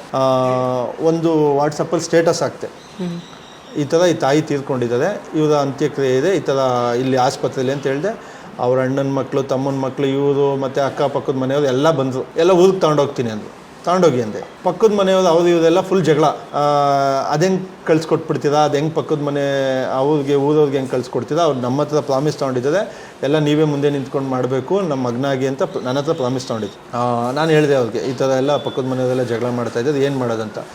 ಸರಿ, ನಮ್ಮ ಹುಡುಗರು ಅಲ್ಲಿ ಲೋಕಲ್ಲು ನಮ್ಮ ಸ್ನೇಹಿತರೆಲ್ಲ ಎಲ್ಲ ಬಂದಿದ್ರು. ಎಲ್ಲ ಬಂದಾದಮೇಲೆ ವಿಜಯನಗರದಿಂದ ಅಗ್ರಹಾರ ಲೇಔಟಿಂದ SRS ತೊಗೊಂಡೋಗೋಣ ಅಂದ್ಬಿಟ್ಟು ಪ್ಲ್ಯಾನ್ ಮಾಡಿದ್ವಿ. ಅವ್ರ ಫ್ಯಾಮಿಲಿಯದು ಆಯಿತು. ಜೊತೆಲಿ ನಾನು ಹೇಳಿದೆ, ನೋಡಿ ಜಗಳ ಮಾಡಬೇಡಿ, ಆ ತಾಯಿ ತೀರ್ಕೊಂಡಿದ್ದಾರೆ, ಬದುಕಿರುವಾಗ ನೀವು ಯಾರೋ ನೋಡ್ಕೊಂಡಿದ್ದೆ, ಅವ್ರು ನಮ್ಮನ್ನು ಕರೀತಾ ಇರಲಿಲ್ಲ, ಸರಿನಾ, ಏನಿದೆ ಏನಿಲ್ಲ ಅನ್ನೋದು ನಾವು ಮಾತಾಡೋಣ ಅಂತೇಳಿ ಕರ್ಕೊಂಡೋದ್ವಿ. ಅವ್ರ ಅಣ್ಣ, ಅವ್ರ ತಂಗಿ ಎಲ್ಲ ಬಂದರು. ಎಲ್ಲ ಕರ್ಕೊಂಡು ಬಂದುಬಿಟ್ಟು ಬರ್ನಿಂಗ್ ಹತ್ರ ಬಂದ್ವಿ. ಅಲ್ಲೊಂದು ಸ್ವಲ್ಪ ಜಗಳ ಮಾಡಿದ್ರು. ನಾನು ಒಂದೇ ಮಾತು ಹೇಳಿದ್ದು, ನಿಮ್ದು ಏನಿದೆ ನೀವು ಮಾತಾಡಿ, ಆ ತಾಯಿ ನಿಮ್ಮದೇ ಕಾರ್ಯ ಆಗಲಿ ಅಂದರೆ ಎಲ್ಲ ದೊಡ್ಡವ್ರು ನಿಂತ್ಕೊಂಡು ಎಲ್ಲ ಕಾರ್ಯ ಮಾಡಿದ್ವಿ. ಕಾರ್ಯ ಆದಮೇಲೆ ಪಕ್ಕದ ಮನೆಯವರೆಲ್ಲ ಫುಲ್ಲು ಜಗಳ, ಫುಲ್ಲು ನಮ್ಗೆ ಸಪೋರ್ಟು. ಇವ್ರಿಗೆ ಜವಾಬ್ದಾರಿ ವಹಿಸಿರೋದು ಹಂಗೆ ಹಿಂಗೆ ಅಂತೇಳಿ. ಆಮೇಲೆ ಅವ್ರು ಹೋಗಿ ಅವ್ರ ಅಣ್ಣನ ಮಕ್ಕಳು, ಅವ್ರ ತಮ್ಮನ ಮಕ್ಕಳು, ಅವರಂತೆ ಇವರಂತೆ ಹೋಗಿ ಎಲ್ಲ ಮಾಮೂಲಿ ಅಲ್ಲಿ ಮಾತಾಡೋದು. ಅದಾದಮೇಲೆ ಹೋಗ್ಬಿಟ್ರು. 11 ದಿನದ ಕಾರ್ಯ ಬರುತ್ತಲ್ಲ, ಅಷ್ಟರೊಳಗಡೆ ಆಶ್ರಮಕ್ಕೆ ಒಂದಿನ ಊಟ ಎಲ್ಲ ಮಾಡಿಸಿದ್ವಿ. ಹಾಸ್ಪಿಟ್ಲ್ ಬಿಲ್ಲೆಲ್ಲ ನಾನೇ ಕಟ್ತೆ. ಅಲ್ಲಿ ಡಿಸ್ಚಾರ್ಜ್ ಮಾಡಿಸಿ ಡಾಕ್ಟ್ರಿಗೂ ಬರ್ಕೊಟ್ಟಿದ್ರು. ಡಾಕ್ಟ್ರಲ್ಲಿ ರೈಟಿಂಗಲ್ಲಿ ಬರ್ಕೊಟ್ಟಿದ್ದಾರೆ. ಪ್ಲಸ್ ಇನ್ನೊಂದೇನು ಅಂದರೆ ಅವರೆಲ್ಲ ಹೇಳಿದ್ರನ್ನ ಸ್ಟೇಟ್ಮೆಂಟ್ ಎಲ್ಲ ತೊಗೊಂಡು ಸೈನ್ ಮಾಡಿದ್ದಾರೆ. ಎಲ್ಲ ಪ್ರೂಫ್ ಇದೆ. ಅಲ್ಲಿಂದ ಕರ್ಕೊಂಡ್ಬರ್ತೀವಿ. ಕರ್ಕೊಂಡು ಬಂದಾದಮೇಲೆ ಆ ತಾಯಿ ತೀರ್ಕೊಂಡು ಎಲ್ಲ ಆಗುತ್ತೆ. 11 ದಿನದ ಕಾರ್ಯ ಮುಂಚೆ ಅವರು ಅಕ್ಕಪಕ್ಕದ ಮನೆಯವ್ರು ಬರ್ತಾರೆ. ಅದಕ್ಕೆ 4 ದಿನದ ಮುಂಚೆ ಶ್ರೀರಂಗಪಟ್ಟಣಕ್ಕೆ ಹೋಗಿ ಅವ್ರದ್ದು ಕಾರ್ಯ ಮಾಡ್ಬಿಟ್ಟು ಬಂದಿದ್ದೀವಿ, ನಾವೇ ಹೋಗಿ ಹೇಳಿದ್ದು. ಅದೆಲ್ಲ ತಾಯಿ ಆಸೆ ಅಂತೆ ಮಾಡಿದ್ವಿ. ಮಗನಾಗಿ ಮುಂದೆ ನಿಂತ್ಕೊಂಡು ಮಾಡಬೇಕು ಅನ್ನೋ ಒಂದು ಕಾರಣಕ್ಕೆ ಮಾಡಿದ್ವಿ. ಆ ಹಣ ಕಾಸು ಚಿನ್ನ ಅದಕ್ಕೆ ನಾನು ಎಂಟ್ರಿನೇ ಕೊಟ್ಟಿಲ್ಲ. ಪಕ್ಕದ ಮನೆಯವರು ಫೋನು, ನೋಡಪ್ಪ ನಾವು ನೋಡ್ಕೊಂಡಿದ್ದೀವಿ, ನೀನೇ ಎಲ್ಲ ಪೂರ್ತಿ ತೊಗೊಳಂಗಿಲ್ಲ, ನನಗೂ ಇದ್ರಲ್ಲಿ ಅರ್ಧ ಬರಬೇಕು, ನನಗೆ ಇಷ್ಟು ಚಿನ್ನ ಬರಬೇಕು ಅಂತ. ನಾನು ಊರಿಗೆ ಕಳಿಸ್ಬೇಡಿ ಅಂದವ್ರೆ, ಊರಿಗೆ ಕಳಿಸ್ಬೇಡಿ ಅಂದವ್ರೆ, ಊರಿಗೆ ಕೊಡಬೇಡಿ ಅಂದವ್ರೆ, ಹಂಗೆ ಹೇಳಿದ್ರು. ನಾನು ಆಮೇಲೆ ಇದು ಯಾವುದೋ ಸರಿ ಬರೋಲ್ಲ, ಸುಮ್ಮನೆ ನಾನೇನು ಪ್ಲ್ಯಾನ್ ಮಾಡಿದ್ದೆ ಅಂದರೆ, ಅವ್ರು ಹಂಗೆ ಹೇಳೋದಲ್ಲ, ಅಕ್ಕಪಕ್ಕದ ಮನೆಯವರೆಲ್ಲ ಸಪೋರ್ಟ್ ಮಾಡಿದೆ. ಅದು ಏನಿದೆಯೋ ತೊಗೊಂಬಿಟ್ಟು ಲೀಗಲಾಗಿ ವೀಡಿಯೋ ಇದು ಮಾಡಿಬಿಟ್ಟು ಒಂದಷ್ಟು ಜನಕ್ಕೆ ಹೆಲ್ಪ್ ಮಾಡಿಬಿಡೋಣ, ಅವ್ರ ದುಡ್ಡಲ್ಲಿ ಒಂದಷ್ಟು ಒಳ್ಳೆ ಕೆಲಸಕ್ಕೆ ಮಾಡೋಣ. ಜೊತೆಲಿ ಮೇಲ್ಗಡೆ ಕಟ್ತಾ ಇದ್ವಿ, ಅವ್ರದ್ದೊಂದು ಫೋಟೋ ಹಾಕ್ಬಿಡೋಣ, ಈ ಕೊಠಡಿ ದಾನಿಗಳು ಅಂತ ಹಾಕೋಣ ಅಂದ್ಕೊಂಡು ಆ ಥರ ಮೈಂಡಲ್ಲಿದ್ದೆ. ಆಮೇಲೆ ಇವ್ರು ಅಕ್ಕಪಕ್ಕದ ಮನೆಯವ್ರಿಗೆ ಬೇರೆ ಈ ಥರ ಹೇಳಿದ್ರು, ನನಗೂ ಬೇಕು ಅಂತ. ಜೊತೆಗೆ ಫ್ಯಾಮಿಲಿಯವ್ರದ್ದು ಎಲ್ಲ ಸಮಸ್ಯೆ ಇದೆ, ಹಿಂಗಿದೆ, ನಾನೆಲ್ಲ ಮಾತಾಡಿದ್ದೀನಪ್ಪ, ಕ್ಲಿಯರ್ ಮಾಡಿದ್ದೀನಪ್ಪ. ಸರಿ, ಬೇಡ, ತಲೆನೋವಾಗುತ್ತೆ, ಒಂದು ಕೆಲಸ ಮಾಡೋಣ ಅಂಥೇಳಿ ನ್ಯೂಸ್ ಫಸ್ಟ್ ಚಾನಲ್ಲು ಮತ್ತು ಒಂದಷ್ಟು ಸುದ್ದಿ ನ್ಯೂಸ್, ಒಂದಷ್ಟು ಚಾನಲ್ಗಳು, ಎಲ್ಲ ಚಾನಲ್ಗಳಿಗೆ ಇನ್ಫಾರ್ಮ್ ಮಾಡಿದೆ. ಆಮೇಲೆ ನಮ್ಮ ಹುಡುಗರು ಸ್ವಲ್ಪ ಯೂಟ್ಯೂಬರ್ಸ್ ಅವ್ರಿಗೆಲ್ಲ ಇನ್ಫಾರ್ಮ್ ಮಾಡಿದೆ, ಈ ರೀತಿ ಇದೆ, ನನಗೆ ಇದರಿಂದ ₹1 ಹಣ ಬೇಡ, ಬಡ ಮಕ್ಕಳು ಎಜುಕೇಷನ್ಗೆ ಸ್ಪಾಟಲ್ಲಿ ಡೊನೇಟ್ ಮಾಡ್ತಿದೆ, ನಮ್ಮ ಹತ್ರ ಎಲ್ಲ ದಾಖಲಾತಿ ಇದೆ ಅಂತ ಹೇಳಿದೆ. ಅವರು ನಮ್ಮಲ್ಲೇ ಮೊದಲು ಅಂತ ಎಲ್ಲ ಇಂಟರ್ವ್ಯೂ ಮಾಡ್ತೀವಿ ಅಂತೇಳಿ ಅಲ್ಲಿಗೆ ಹೋದ್ವಿ. ಲಾಯರ್ನೆಲ್ಲ ಕರ್ಕೊಂಡು ಹೋದೆ. ನಾವೊಂದು 10-15 ಜನ ಎಲ್ಲ ಮಾತಾಡೋಂಥದ್ದು, ಅವರು ಇವರು ಎಲ್ಲರನ್ನೂ ಕರ್ಕೊಂಡು ಹೋದ್ವಿ. ಪಕ್ಕದ ಮನೆಯವರು ಜಗಳ ಫುಲ್ಲು, ಅದು ದೊಡ್ಡ ಇಶ್ಯೂ ಆಯಿತು, ಆಸ್ತಿಗಾಗಿ ಅದು ಇದು ಅಂತ. ನಾನು ಒಂದೇ ಮಾತು ಹೇಳಿದ್ದು, ಬೀಗ ನನ್ನ ಹತ್ರ ಇದೆ, ಈ ಹಣನ ಸ್ಪಾಟಲ್ಲಿ ನಿಂತ್ಕೊಂಡು ಯಾರಿಗೂ ಅನಿಸ್ತಿದೆ ಅನಿಸ್ರಿ, ರೋಡಲ್ಲಿ ಇರೋರಿಗೆ ಕೊಡ್ರಿ. ಆ ತಾಯಿ ಹೇಳಿರೋದು ಮನೇಲಿದ್ದಿದೆ ಅಂತ, ನನಗೆ ಜವಾಬ್ದಾರಿ ಕೊಟ್ಟಿದ್ದಾರೆ ಅಂತ ಹೇಳ್ಬಿಟ್ಟು ನಾನು ಹೋದೆ. ಆಮೇಲೆ ಇಲ್ಲ, ಹಂಗೆ ತೊಗೊಳಂಗಿಲ್ಲ, ಹಂಗೆ ಮಾಡೋಂಗಿಲ್ಲ, ನಮ್ಗೆ ಬೇಕೇ ಬೇಕು, ನಮ್ಗೆ ಅರ್ಧ ಬೇಕು, ನಾವು ರಿಲೇಷನ್ನು ಹಂಗೆ ಅಂತ ಫುಲ್ಲು ಜಗಳ ಮಾಡ್ತಾರೆ. ಅಷ್ಟು ನೋಡಿದೆ. ಆಮೇಲೆ ಲಾಯರು ಅವರು ಇವರು ಎಲ್ಲ ಮಾತಾಡೋದು, ಟಿ ವಿಲೆಲ್ಲ ಬಂತು, ಮಾಧ್ಯಮದಲ್ಲೆಲ್ಲ ಬಂತು. ಎಲ್ಲ ಬಂದಾದಮೇಲೆ ಪೊಲೀಸ್ ಸ್ಟೇಷನ್ ಕಂಪ್ಲೇಂಟ್ ಆಯಿತು. ಸ್ಟೇಷನ್ಗೆ ಹೋಗಿ ನಾವು ಇನ್ಫಾರ್ಮ್ ಮಾಡಿದ್ದಿಷ್ಟೇ, ಸರ್ ಸ್ಪಾಟಲ್ಲಿ ಯಾರಿಗೆ ಬಾದ್ರು ಡೊನೇಟ್ ಮಾಡಿ, ನನಗೆ ಜವಾಬ್ದಾರಿ ಕೊಟ್ಟಿದ್ದು, ಇವ್ರು ಯಾರು ನೋಡ್ಕೊಂಡಿದ್ರೆ ನನಗೆ ಜವಾಬ್ದಾರಿ ನಾನು ಯಾಕಾದರೂ ತೊಗೊಂಡು ಅಂತ ಪ್ರತಿ ಸೆಕೆಂಡ್ಗೂ ಅನಿಸ್ತೈತೆ. ನನಗೆ ಬೇಡವಾದದ್ದಿದ್ದು. ಸರಿ, ಒಳ್ಳೆ ಉದ್ದೇಶಕ್ಕಲ್ವ ಅಂದ್ಕೊಂಡು ಆ ತಾಯಿನ ಅಂದರೆ ಆಶ್ರಮಕ್ಕೆ ಊಟದ ಟೇಬಲ್ ತಂದು ಕೊಟ್ಟಿದ್ದು, ರಸ್ತೆಯಲ್ಲಿರೋದು ಯಾವುದೋ.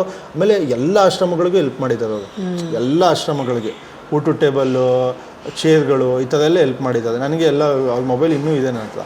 ನಾನು ಆ ಒಂದು ಉದ್ದೇಶಕ್ಕೋಸ್ಕರ ಈ ತಾಯಿಗೆ ಸಹಾಯ ಸ್ಥಿತಿಲಿದ್ದಾಗ ಯಾರೂ ಇಲ್ಲ ಅಂತ ಬಂದರು, ನಾನೇ ಲಕ್ಷಾಂತರ ರೂಪಾಯಿ ಬಡ್ಡಿ ಕಟ್ಕೊಂಡು ಈ ರೀತಿಯಾಗಿ ನಡೆಸ್ಕೊಂಡು ಹೋಗ್ತಿದ್ದೀನಿ, ಇವ್ರ ದುಡ್ಡು ನನಗೇನು ಅವಶ್ಯಕತೆ ಇಲ್ಲ ಅಂತೆಲ್ಲ ಮಾತಾಡಿದಾಗ ಫೈನಲ್ಲಾಗಿ ಸ್ಟೇಷನಲ್ಲಿ ಮಾತುಕತೆ ಆಯಿತು. ಸ್ಟೇಷನಲ್ಲಿ ಕೋರ್ಟಿಂದ ಆಮೇಲೆ ಎಲ್ಲ ಅವ್ರ ರಿಲೇಟಿವ್ ಎಲ್ಲ ಬಂದು ಮಾತುಕತೆ ಮಾಡಿದ್ರು.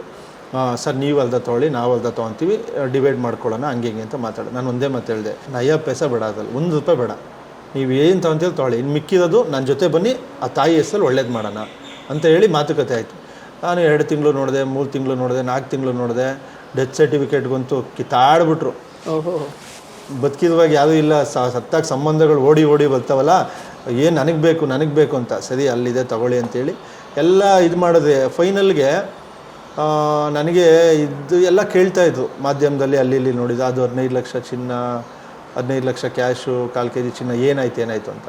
ನಾನು ಆಮೇಲೆ ಮಾತಾಡ್ಬಿಟ್ಟು ಸ್ಟೇಷನ್ಗೆ ಒಂದು ಲೆಟ್ರ್ ಕೊಟ್ಟು, ಸರ್ ಈ ಥರ ಆಗಿತ್ತು, ನನಗೆ ಇದರಿಂದ ಏನೂ ಬೇಡ, ಅವ್ರ ಫ್ಯಾಮಿಲಿಯನ್ನು ಕರೆಸಿ ಇದು ಮಾಡಿಬಿಡಿ, ಇದು ನನಗೆ ನಾಳೆ ದಿನ ಕಪ್ಪು ಚುಕ್ಕೆ ಬರೋಂಥ ಕೆಲಸ ನನಗೆ ಇದರಿಂದ ಅವಶ್ಯಕತೆ ಇಲ್ಲ. ನನಗೆ ಇದೊಂದು ಕ್ಲಾರಿಟಿ ಕೊಡಬೇಕು, ನಂಗೆ ತುಂಬ ಜನ ಕೇಳ್ತಿದ್ದು, ಆ ಉದ್ದೇಶದಿಂದ ಅವ್ರ ಹಣ ಏನಾದರೂ ಮಾಡ್ಕೊಳ್ಳಿ, ನನಗೆ ಅವಶ್ಯಕತೆ ಇಲ್ಲ ಅಂತೇಳಿ ಒಂದು ಕ್ಲಾರಿಟಿ, ಒಂದು ಲೆಟ್ರ್ ಕೊಟ್ಟು ಒಂದು ಕಂಪ್ಲೇಂಟ್ ಕೊಟ್ಟೆ. ಅವ್ರ ಕಡೆಗೆ ಇನ್ಫಾರ್ಮ್ ಮಾಡಿ ಇದು ಮಾಡೋದು, ನಾನೊಂದು ವೀಡಿಯೋ ಹಾಕ್ಬಿಟ್ಟು ಅಲ್ಲಿ ಕ್ಲಿಯರ್ ಮಾಡಿದೆ. ಅವತ್ತು ಡಿಸೈಡ್ ಮಾಡಿದೆ, ಇನ್ನು ಯಾವುದೇ ಆಗಲಿ, ಹಣ ಇದೆಯಾ ಬೇಡ, ಒಂದು ಗಾಡಿ ಇದೆಯಾ ಬೇಡ, ಮನೇಲಿ ಒಂದಷ್ಟು ಐಟಮ್ ಇದೆಯಾ, ಒಂದು ದುಡ್ಡು ಇದೆಯಾ ಬೇಡ, ನೀವೇನಾದರೂ ಕೊಟ್ಕೊಳ್ಳಿ, ಯಾರಿಗಾದ್ರೂ ಕೊಟ್ಕೊಳ್ಳಿ, ಯಾವುದೂ ಇಲ್ಲ ಅಂತ ಸಿಂಗಲ್ ರುಪಿ ಇಲ್ದೇ ನೀವು ಬರ್ತೀರಾ, ನಾನು ನೋಡ್ಕೊತೀನಿ. ಇವಾಗ ಯಾವುದೇ ಮೊನ್ನೆ ಯಾವುದೋ ಫೋನ್ ಮಾಡಿ ಅದೇ ಊರಲ್ಲಿ 3 ಎಕರೆ ಜಾಗ ಕೊಡ್ತೀನಿ ಅಂದರು, ಬೇಡ ಸರ್ ಅಂದೆ. ಈ ರೀತಿ ಇರುತ್ತೆ. ಅದರಿಂದ ಈ ರೀತಿ ಇರುತ್ತೆ. ಈಗ ಆಶ್ರಮದ ಹೆಸರಲ್ಲಿ ಹಣ ಮಾಡ್ತದೆ, ಇನ್ನೊಂದು ಮಾಡ್ತದೆ, ಆಸ್ತಿಗಳು ಬರ್ಸ್ಕೊತದೆ. ಅದಕ್ಕೆ ಈ ಕಾನ್ಸೆಪ್ಟೇ ಬೇಡ ಅಂದ್ಬಿಟ್ಟು ನಾವು ಒಬ್ಬರ ಹತ್ರನೂ ಏನೂ ಇಲ್ಲ ಅಂದರೆ ಮಾತ್ರ ಕರ್ಕೊಂಬರ್ತೀವಿ ಸರ್. ನೋಡಿ ಹೆಂಗೆಲ್ಲ ಇರುತ್ತೆ. ಒಳ್ಳೇದು ಮಾಡೋಕ್ಕೆ ಹೋಗಿ ಅಲ್ಲಿ ಕೆಟ್ಟದನ್ನು ತೊಗೊಬೇಕಂದ್ರೆ ತುಂಬ ನೋವಾಗುತ್ತೆ. ನೋಡಿ ಇವಾಗ ಅವ್ರಿಗೆ ಆ ತಾಯಿ ಬದುಕಿದ್ದು ಚೆನ್ನಾಗಿ ಇದ್ಕೊಂಡು ಯಾವುದೋ ಒಬ್ರು ನೋಡ್ಕೊಂಡಿದ್ರೆ ಅವ್ರ ಕುಟುಂಬದವರೇ ಇದು ಮಾಡ್ಕೊಂಡಿದ್ರೆ ಪರವಾಗಿಲ್ಲ. ಹೌದು ಹೌದು, ಫಲ ಬೇಕು, ಅದ್ರ ಕಷ್ಟ ಬೇಡ. ಕ್ಯಾನ್ಸರು ಆ ಟೈಮಲ್ಲಿ ಹಾಸ್ಪಿಟ್ಲಲ್ಲಿ ನಾನು ನಿಲ್ಲಿಸಿ ಇದು ಮಾಡಿ ನಾವು ಸೇವೆ ಮಾಡಿದ್ವಿ, ಅದರಿಂದ ಏನೂ ಎಕ್ಸ್ಪೆಕ್ಟೇಷನ್ ಮಾಡಿಲ್ಲ. ಆಮೇಲೆ ಪಾಪ ಆ ತಾಯಿ ಕೊಟ್ಟಿರೋ ದುಡ್ಡಲ್ಲಿ ಆ ತಾಯಿಗೆ ಸರಿ ಹೋಯ್ತು. ಅದು ಕಡೆಗೆ ಯಾರಿಗೂ ಹೋಯ್ತು? ಅದೇ ಅವ್ರ ಫ್ಯಾಮಿಲಿಯವರು ಅವರೇ ತಗೊಂಡ್ರ. ನಾವು ಅದಕ್ಕೆ ಹೋಗ್ಲೇ ಇಲ್ವಲ್ಲ. ನೋಡಿ, ಅಂತಿಮವಾಗಿ ಆಶ್ರಮದ ಬಗ್ಗೆ ತುಂಬ ಕೆಟ್ಟ ಅಭಿಪ್ರಾಯಗಳು ಇಟ್ಕೊಳ್ಳೋರು ಇದ್ದಾರೆ, ಆದರೆ ಒಳಗಡೆ ವಿಚಾರಗಳು ಬೇರೆ ಇರ್ತವೆ. ಬಹಳ ಸಂತೋಷ. ನಿಮ್ಮ ಅಂದರೆ ನಾನು ಅದು ಕಡೆದಾಗ ಅಂದ್ಕೊಂಡೆ, ಈ ಆಶ್ರಮಕ್ಕೆ ಸೇರಿಸ್ಕೊಂಡು ಅವ್ರ ಆಸ್ತಿ ಬರ್ಸ್ಕೊಳ್ತಾರೆ ಅಂತ ಒಂದು ಮಾತಿದೆ, ಏನು ಹೇಳ್ತೀರಿ ಜನಕ್ಕೆ? ಸರ್, ನಾನು ಈ ವಿಚಾರವಾಗಿ ಒಂದು 2-3 ಸಲ ಅಂದರೆ ಇದಾಗ್ಬಿಟ್ಟಿದ್ದೆ. ಅಂದರೆ ಹೆಂಗಾಗೋಯ್ತು ಅಂದರೆ, ಮಳಲಿ ಅನ್ನೋ ಒಂದು ಗ್ರಾಮದಲ್ಲಿ ತಾಯಿ ಮಗ ಇದ್ರು. ತಾಯಿ ಮಗನ ಕರ್ಕೊಂಡು ಬಂದ್ವಿ. ಅವು ಇಡೀ ಊರವರೇ ನಿಂತ್ಕೊಂಡ್ರು, ಸರ್ ಇಲ್ಲಿ 2.25 ಎಕರೆ ಜಮೀನಿದೆ, ಇದು ನಿಮ್ಗೆ ಇದು ಮಾಡ್ಕೊಡ್ತೀವಿ ಅಂತ. ನಮ್ಗೇನು ಬೇಡ, ತಾಯಿ ಮಗ ರಸ್ತೆಯಲ್ಲಿ ಇದ್ದಾರೆ ಅಂತ ಕರ್ಕೊಂಡು ಬಂದ್ವಿ. ಅದಾದ್ಮೇಲೆ ಊರವರೆಲ್ಲ ಫೋನ್ ಮಾಡ್ತಾ ಇದ್ರು. ಸರಿ, ಅವ್ರ ತಾಯಿ ತೀರ್ಕೊಂಡ್ರು, ಅವ್ರ ಮಗನ ಹೆಸರಲ್ಲಿ ಆಸ್ತಿ ಇತ್ತು, ಅವರು ನಿಮ್ಗೆ ಬರ್ಕೊಡ್ತೀವಿ, ನನಗೆ ಬೇಡ, ಒಂದು ಕೆಲಸ ಮಾಡಿ, ಇವ್ರದೇ ಕೊಡುಗೆ ಅಂತ ಮಾಡಿ, ದಾನಪತ್ರ ಮಾಡಿ, ಇಲ್ಲೇ ಒಂದು ಆಶ್ರಮ ಮಾಡ್ತೀವಿ, ಇವ್ರದೇ ಕೊಡುಗೆ ಅಂತ ಹಾಕ್ತೀವಿ ಅಂತ ಹೇಳಿ ಊರವ್ರ ಪರ್ಮಿಷನ್ ಎಲ್ಲ ಕೊಟ್ಟರು. ಆಶ್ರಮ ಎಲ್ಲ ಮಾಡಿದ್ವಿ, ಆಶ್ರಮ ಪೂಜೆ ಮಾಡಿದ್ವಿ. ಅಲ್ಲ, ಮಳಲಿಲಿ ಅಲ್ಲೇನೆ. ಇದು ನಡೆದು ಒಂದು 3 ವರ್ಷ ಆಯಿತು. ಹೆಂಗಾಗೋಯ್ತು ಅಂದರೆ, ಪೂಜೆ ಎಲ್ಲ ಮಾಡಿದ್ವಿ. ಪೂಜೆ ಟೈಮಲ್ಲೆಲ್ಲ ಫುಲ್ಲು ಜಗಳ ಮಾಡ್ಕೊಂಡು ಫ್ಯಾಮಿಲಿ ಕಟ್ಟಕ್ಕೆ ದೊಡ್ಡ ಮಟ್ಟದಲ್ಲಿ 2.25 ಎಕರೆ ಜಾಗದಲ್ಲಿ ದೊಡ್ಡದಾಗಿ ಕಟ್ಟೋಣ, 1000 ಜನಕ್ಕೆ ಆಶ್ರಯ ಅಲ್ಲಿತ್ತು. ಇಲ್ಲಿರ್ಲಿಲ್ಲ ಆಶ್ರಮ, ಬಾಡಿಗೆ ಜಾಗದಲ್ಲಿ ಇತ್ತಲ್ಲ ಆಶ್ರಮ, ಅಲ್ಲಿಂದ ಅಲ್ಲಿ ಕಟ್ಟೋಣ. ಹಾಸನ್ಗೆ ಹೋಗೋ ರೋಡಲ್ಲಿ ಮಳಲಿ ಅನ್ನೋ ಒಂದು ಊರು ಬರ್ತದೆ. ಪೂಜೆ ದಿನ ಫುಲ್ಲು ಜಗಳ ಮಾಡೋದು, ಆಮೇಲೆ ಕಿತ್ತಾಡೋದು. ಅವ್ರ ಫ್ಯಾಮಿಲಿಯವರು ಸಂಬಂಧಿಕರು. ನಾನೇ ನನ್ನ ಹೆಸರಿಗೆ ಬರ್ಸ್ಕೊಂಡಿರ್ಲಿಲ್ಲ, ದಾನಪತ್ರ ಮಾಡಿ ಲೀಗಲ್ ಆಗಿ ಇಡೀ ಊರವ್ರ ಮುಖಾಂತರ ಎಲ್ಲಾದ್ರು ನಿಂತ್ಕೊಂಡೇ ಮಾಡಿಕೊಟ್ಟಿದ್ದು. ಅಲ್ಲಿನ ದೊಡ್ಡದೆಲ್ಲ ಬಂದು ಎಲ್ಲ ಇದು ಮಾಡಿದ್ರು. ಎಲ್ಲ ಆಯಿತು. ಎಲ್ಲ ಆದಮೇಲೆ ಲಾಸ್ಟ್ಗೆ ಅವ್ರ ಫ್ಯಾಮಿಲಿಯವ್ರು ಬಂದ್ಬಿಟ್ಟು ಆಸ್ತಿ ಹೊಡೆಯಕ್ಕೆ ಬಂದವ್ರು, ಹಂಗೆ ಹಿಂಗೆ ಅಂತ ಫುಲ್ ಜಗಳ ಆಯಿತು. ಆಮೇಲೆ ಅದೊಂದು ಸ್ವಲ್ಪ ದೊಡ್ಡ ಇಶ್ಯೂ ಆಯಿತು. ನಾನು ಇಮ್ಮಿಡಿಯೇಟಾಗಿ ಇದು ಯಾವುದು ಬೇಡ ಅಂತೇಳಿ ಹೆಚ್ಚು ಕಡಿಮೆ ಆವಾಗ 3 ವರ್ಷದ ಮುಂಚೆ ಒಂದು ಓಡಾಡ್ಕೊಂಡು 2-3 ತಿಂಗಳು ಓಡಾಡ್ಕೊಂಡು ಅಲ್ಲಿ ಇಲ್ಲಿ ರೂಮ್ಗಳು, ಹುಡುಗರು, ಆ ಖರ್ಚು ಈ ಖರ್ಚು, ಪೇಪರು ಎಲ್ಲ ಇದು ಮಾಡಿಸೋಷ್ಟಕ್ಕೆ, ರಿಜಿಸ್ಟರ್ ಎಲ್ಲ ಮಾಡಿಸೋಷ್ಟಕ್ಕೆ ಒಂದು 8-9 ಲಕ್ಷ ಖರ್ಚಾಯಿತು. ಹೋಯ್ತು ಆ ಜಾಗಕ್ಕೆ. ಆ ತಾಯಿ ಅವ್ರ ಮಗನ ಕಾಲು ಫುಲ್ಲು ಕೊಳ್ತೋಗಿ ಉಳಿಯೋ ಸಿಚುವೇಶನ್ ಇರಲಿಲ್ಲ, ಕಾಲು ಕಟ್ ಮಾಡ್ಬೇಕು ಅಂಥ ಮನುಷ್ಯನ ರೆಡಿ ಮಾಡಿ ಆ ತಾಯಿ ತೀರ್ಕೊಂಡ್ರು. ಅವ್ರದಲ್ಲೇ ಕಾರ್ಯ ಮಾಡಬೇಕು, ತಿಥಿ ಮಾಡಬೇಕು, ಊರಿಗೆಲ್ಲ ಊಟ ಹಾಕ್ಸ್ಬೇಕಂದ್ರೆ ಎಲ್ಲ ಮಾಡಿದ್ವಿ. ಲಾಸ್ಟ್ಗೆ ಆ ಫ್ಯಾಮಿಲಿಯವರೆಲ್ಲ ಬಂದು ನಮ್ಮ ಜಾಗ ಹೊಡಿಯೋಕ್ಕೆ ಬಂದವ್ರೆ, ಹಂಗೆ ಹಿಂಗೆ ಅಂತ ಫುಲ್ಲು ಇದಾಯಿತು. ಆಮೇಲೆ ಸ್ಟೇಷನಲ್ಲಿ ಮಾತಾಡ್ಬಿಟ್ಟು ಇದು ನಮ್ಗೆ ಬೇಡ ಅಂತೇಳಿ ಆ ಹುಡುಗನ್ನ ಸ್ವಲ್ಪ ಮೈಂಡ್ ಅಪ್ಸೆಟ್ ಇತ್ತು, ಅವ್ರನ್ನ ಅವ್ರ ಜೊತೆನೇ ಬಿಟ್ಟುಬಿಟ್ಟು ಅಲ್ಲಿ ಬಿಟ್ಬಿಟ್ಟು ಬಂದು ಯಾರೋ ಒಬ್ಬ ಮಾತಾಡ್ದ, ದುಡ್ಡು ಮಾಡಬೇಕು ಅಂದರೆ ಈ ಥರ ಮಾಡಬೇಕು ಅಂದರೆ ಏನಾದರೂ ಮಾಡ್ಕೊಬೇಕು, ಇಲ್ಲಿ ಬಂದು ಮಾಡೋದಲ್ಲ ಸರ್. ದುಡ್ಡು ಮಾಡೋಕ್ಕೆ ಅಲ್ಲೇ ನನ್ನ ಹೆಸರಿಗೆ ಬರ್ಕೊಂಡಿಲ್ಲ, ನಾನೇನು ಮಾಡೋಕ್ಕೆ ಹೋಗಿಲ್ಲ, ಆಶ್ರಮ ಕಟ್ಟಕ್ಕೆ ಹೋಗಿದ್ದು, ಕೊಡುಗೆ ಅಂತ ಅವ್ರದ್ದೇ ದೊಡ್ಡದು ಆರ್ಚ್ ಮಾಡಿ ಅದಾಗಿಲ್ದಿದ್ದೇ ಒಳ್ಳೇದಾಯಿತು. ಶಾಶ್ವತವಾಗಿ ಇಲ್ಲಿ ಅನ್ನೋ ಕಾನ್ಸೆಪ್ಟಲ್ಲಿ ಯೋಚನೆ ಮಾಡ್ಕೊಂಡೋದ್ವಿ. ಅದನ್ನು ಕೈ ಬಿಟ್ಬಿಟ್ಟು ಬಂದ್ವಿ. ಅದಾದಮೇಲೆ ಏನಾಯಿತು, ಅದಾದಮೇಲೆ ಸರಿ ಆಯಿತು ಅಂದ್ಕೊಂಡು ಏನಾದರೂ ಮಾಡೋದಲ್ಲ, ಒಂದು ಆಶ್ರಮ ಮಾಡಲೇಬೇಕು ಅನ್ನೋ ಮನಸ್ಸಿಟ್ಬಿಟ್ಟು ಇಲ್ಲಿ ಜಾಗ, ಸರ್ ನನ್ನ ಕೈ ತುಂಬ ಮೈ ತುಂಬ ಸಾಲ ಐತೆ, ಈ ಜಾಗ ತೊಗೊಳಕ್ಕೆ 1 ಲಕ್ಷ ಬಡ್ಡಿಗೆ ತೊಗೊಂಬಂದಿದ್ದು. ಪ್ರಾಮಿಸ್ ಸರ್, 1 ಲಕ್ಷ ಬಡ್ಡಿಗೆ ತೊಗೊಂಬಂದ್ಬಿಟ್ಟು ಅಡ್ವಾನ್ಸ್ ಕೊಟ್ಟಿದ್ದು. ಆಮೇಲೆ ಅವ್ರ ಹತ್ರ ಸ್ವಲ್ಪ ಟೈಮ್ ತೊಗೊಂಡು ಅಲ್ಲಿ ಇಲ್ಲಿ ಅಡ್ಜಸ್ಟ್ ಮಾಡಿ ನನ್ನ ಕ್ಲೋಸ್ ಸರ್ಕಲ್ಲು 2 ಲಕ್ಷ 3 ಲಕ್ಷ 5 ಲಕ್ಷ ಹಿಂಗೆಲ್ಲ ತಂದು ಒಂದಷ್ಟು ಜೋಡಿಸ್ಬಿಟ್ಟು ಕೊಟ್ಟು, ಇನ್ನೂ ಜಾಗದವ್ರಿಗೆ 15 ಲಕ್ಷ ಕೊಡಬೇಕು. ಈಗ ಪ್ರೆಸೆಂಟ್ಗೂ 2.5 ಲಕ್ಷ ಇಂಟ್ರೆಸ್ಟ್ ಕಟ್ತಾ ಇದ್ದೀನಿ. ಅಂದರೆ ಅವ್ರದ್ದು ರಿಜಿಸ್ಟರ್ ಆಗಿಬಿಟ್ಟಿದೆ, ಬೇರೆ ಸೈಡಲ್ಲಿ ಇಸ್ಕೊಟ್ಟಿದ್ದಾರೆ. ಅದು 15 ಲಕ್ಷ ಅಮೌಂಟ್ ಕೊಡಬೇಕು. ತಿಂಗಳಿಗೆ 37,000 ಇಂಟ್ರೆಸ್ಟ್ ಕಟ್ಟಬೇಕು.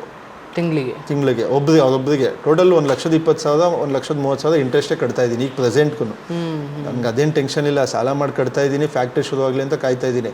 ಅದೇನಾಯಿತು, ಇಲ್ಲಿ ಮಾಮೂಲಿ ನಡೆಸ್ಕೊಂಬ, ಇಲ್ಲಿ ಮಾಮೂಲಿ ಕಟ್ಟಿದ್ವಿ, ಬೋರ್ ಹಾಕ್ಸಿದ್ವಿ, ನೀರೆಲ್ಲ ಚೆನ್ನಾಗಿ ಸಿಕ್ತು. ಮುಂಚೆನೇ ಪ್ಲ್ಯಾನಿಂಗ್ ಇತ್ತು ನನಗೆ, ಒಂದು ವಾಟರ್ ಪ್ಲ್ಯಾಂಟ್ ಮಾಡಬೇಕು.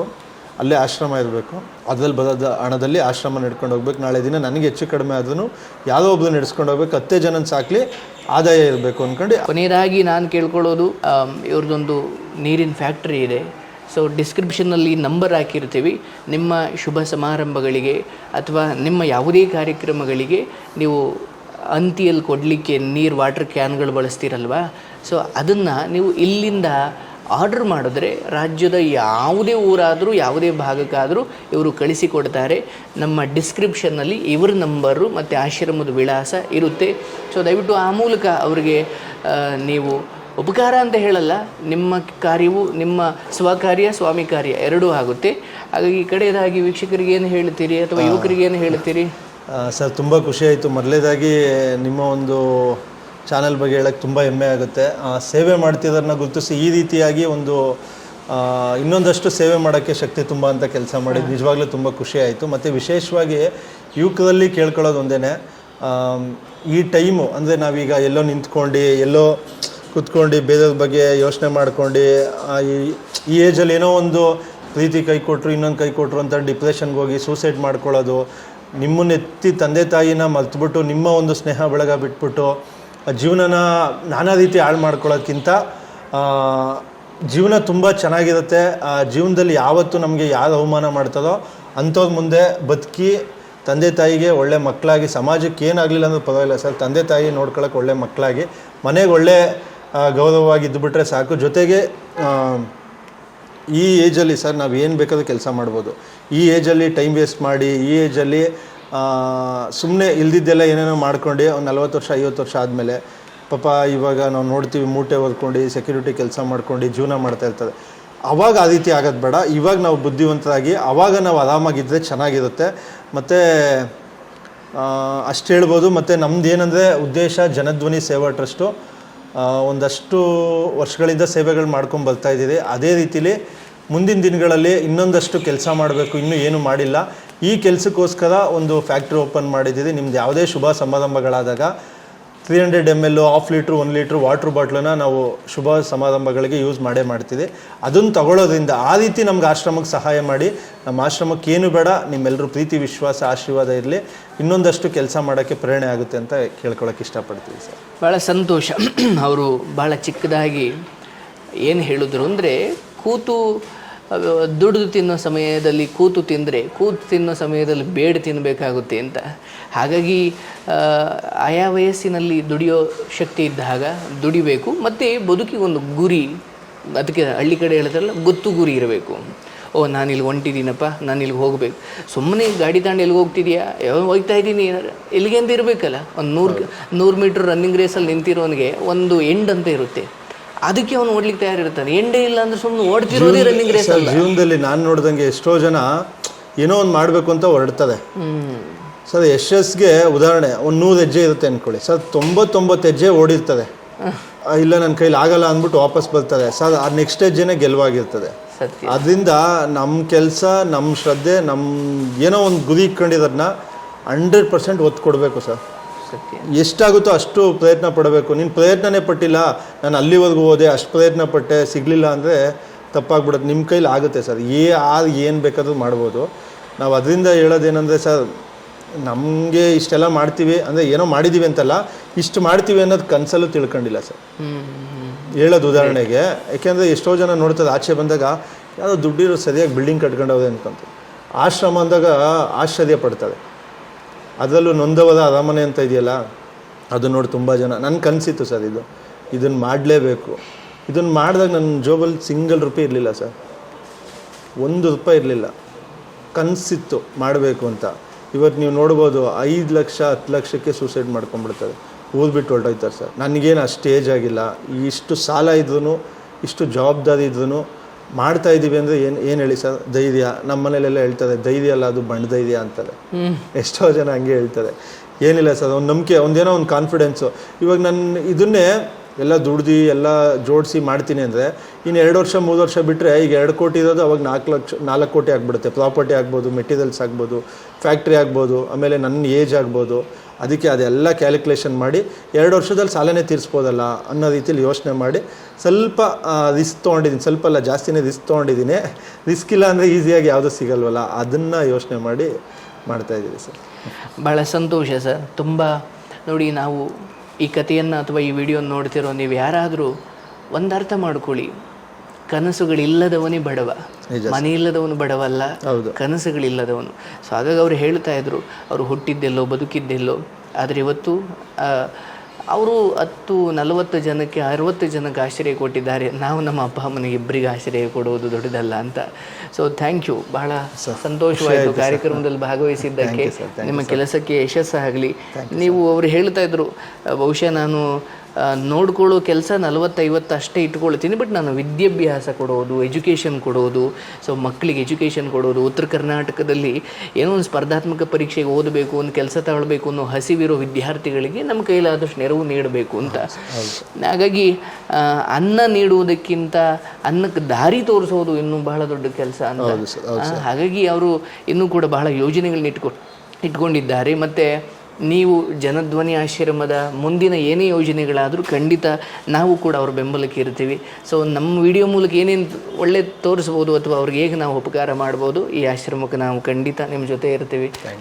ದೇವರು ನಿಮಗೆ ಇನ್ನೂ ಒಳ್ಳೇದು ಮಾಡಲಿ. ನಿಮ್ಮ ಸೇವೆ ಮುಂದೆ ನಾವೇನೂ ಅಲ್ಲ. ಇಲ್ಲ ಸರ್, ನನಗೇನು ಅನಿಸುತ್ತೆ, ದೇವ್ರು ಎಲ್ರಿಗೂ ಒಂದೊಂದು ಅವ್ರದ್ದೇ ಆಗಿ ಜವಾಬ್ದಾರಿಗಳು ಕೊಟ್ಟಿರ್ತದೆ. ನನಗೆ ನಾನು ಅದನ್ನೇ ಹೇಳ್ತಿದ್ದೆ ಯಾವಾಗಲೂ, ಯಾರ ಕೈಲಿ ಏನೂ ಆಗಲ್ಲ ಅನ್ನೋದೇನೂ ಇಲ್ಲ. ಎಲ್ಲರೂ ಏನು ಬೇಕಾದ್ರೂ ಮಾಡ್ಬೋದು. ಆ ಕೊಟ್ಟಿರೋದನ್ನ ಯಾವ ರೀತಿ ಬಳಸ್ಕೊಬೇಕು, ಯಾವ ರೀತಿ ಉಪಯೋಗಿಸ್ಕೊಬೇಕು ಅನ್ನೋದು ಯಾವುದಾದ್ರು ಜ್ಞಾನಕ್ಕೆ ಬಿಟ್ಟಿದ್ದು ಸರ್. ಅದ್ಭುತ. ನಿಮಗೂ ಕಾರ್ಯಕ್ರಮ ನೋಡ್ತಿರೋರಿಗೆ, ವಿಡಿಯೋ ನೋಡ್ತಿರೋರಿಗೆ ಒಂದು ಕ್ಷಣ ನಿಮ್ಮನ್ನು ನೀವು ಅವಲೋಕನ ಮಾಡ್ಕೊಳ್ಳಿ. ನಿಮಗೂ ಒಂದು ಗುರಿ ಇದೆಯಾ? ನೀವು ಏನೋ ಮಾಡ್ಲಿಕ್ಕೆ ಹೊರಟಿದ್ದೀರಾ? ಮತ್ತು 35 ವರ್ಷಕ್ಕೆ ಅವ್ರು ಏನೋ ಮಾಡೋದಾದರೆ ನಾವು ಯಾಕೆ ಇನ್ನು ಸುಮ್ಮನೆ ಕೂತಿದ್ದೀವಿ? ಇಂಥದ್ದೊಂದು ಯೋಚನೆ ನಿಮ್ಮನ್ನು ನೀವು ಪ್ರಶ್ನೆ ಮಾಡ್ಕೊಳ್ಳಿ, ನಿಮಗೆ ಉತ್ತರ ಸಿಗುತ್ತೆ. ಅಂತಿಮವಾಗಿ ಕಬ್ಬಣ ತುಕ್ಕಿಡ್ದು ಹೋದಂಗೆ ಆಗಬಾರ್ದು. ನಮ್ಮದೇನೋ ಒಂದು ಬದುಕಲ್ಲಿ ಸಾಧನೆ, ಒಂದು ಹೆಜ್ಜೆ ಗುರುತು ಅಂತ ಇದ್ದರೆ ಅದು ಬದುಕಿನ ಶ್ರೇಷ್ಠತೆ ಅಂತ ಹೇಳ್ತಾ ಥ್ಯಾಂಕ್ ಯು ಸರ್ ಕಾರ್ಯಕ್ರಮದಲ್ಲಿ ಭಾಗವಹಿಸಿದ್ದಕ್ಕೆ. ವೀಕ್ಷಕರೇ, ಮತ್ತೊಮ್ಮೆ ಒಂದು ವಿಶೇಷವಾದ ವ್ಯಕ್ತಿತ್ವದೊಂದಿಗೆ ನಿಮ್ಮ ಮುಂದೆ ಬರ್ತೀನಿ. ನಿಮ್ಮೆಲ್ಲರಿಗೂ ಶುಭವಾಗಲಿ. ಹರೇ ಕೃಷ್ಣ.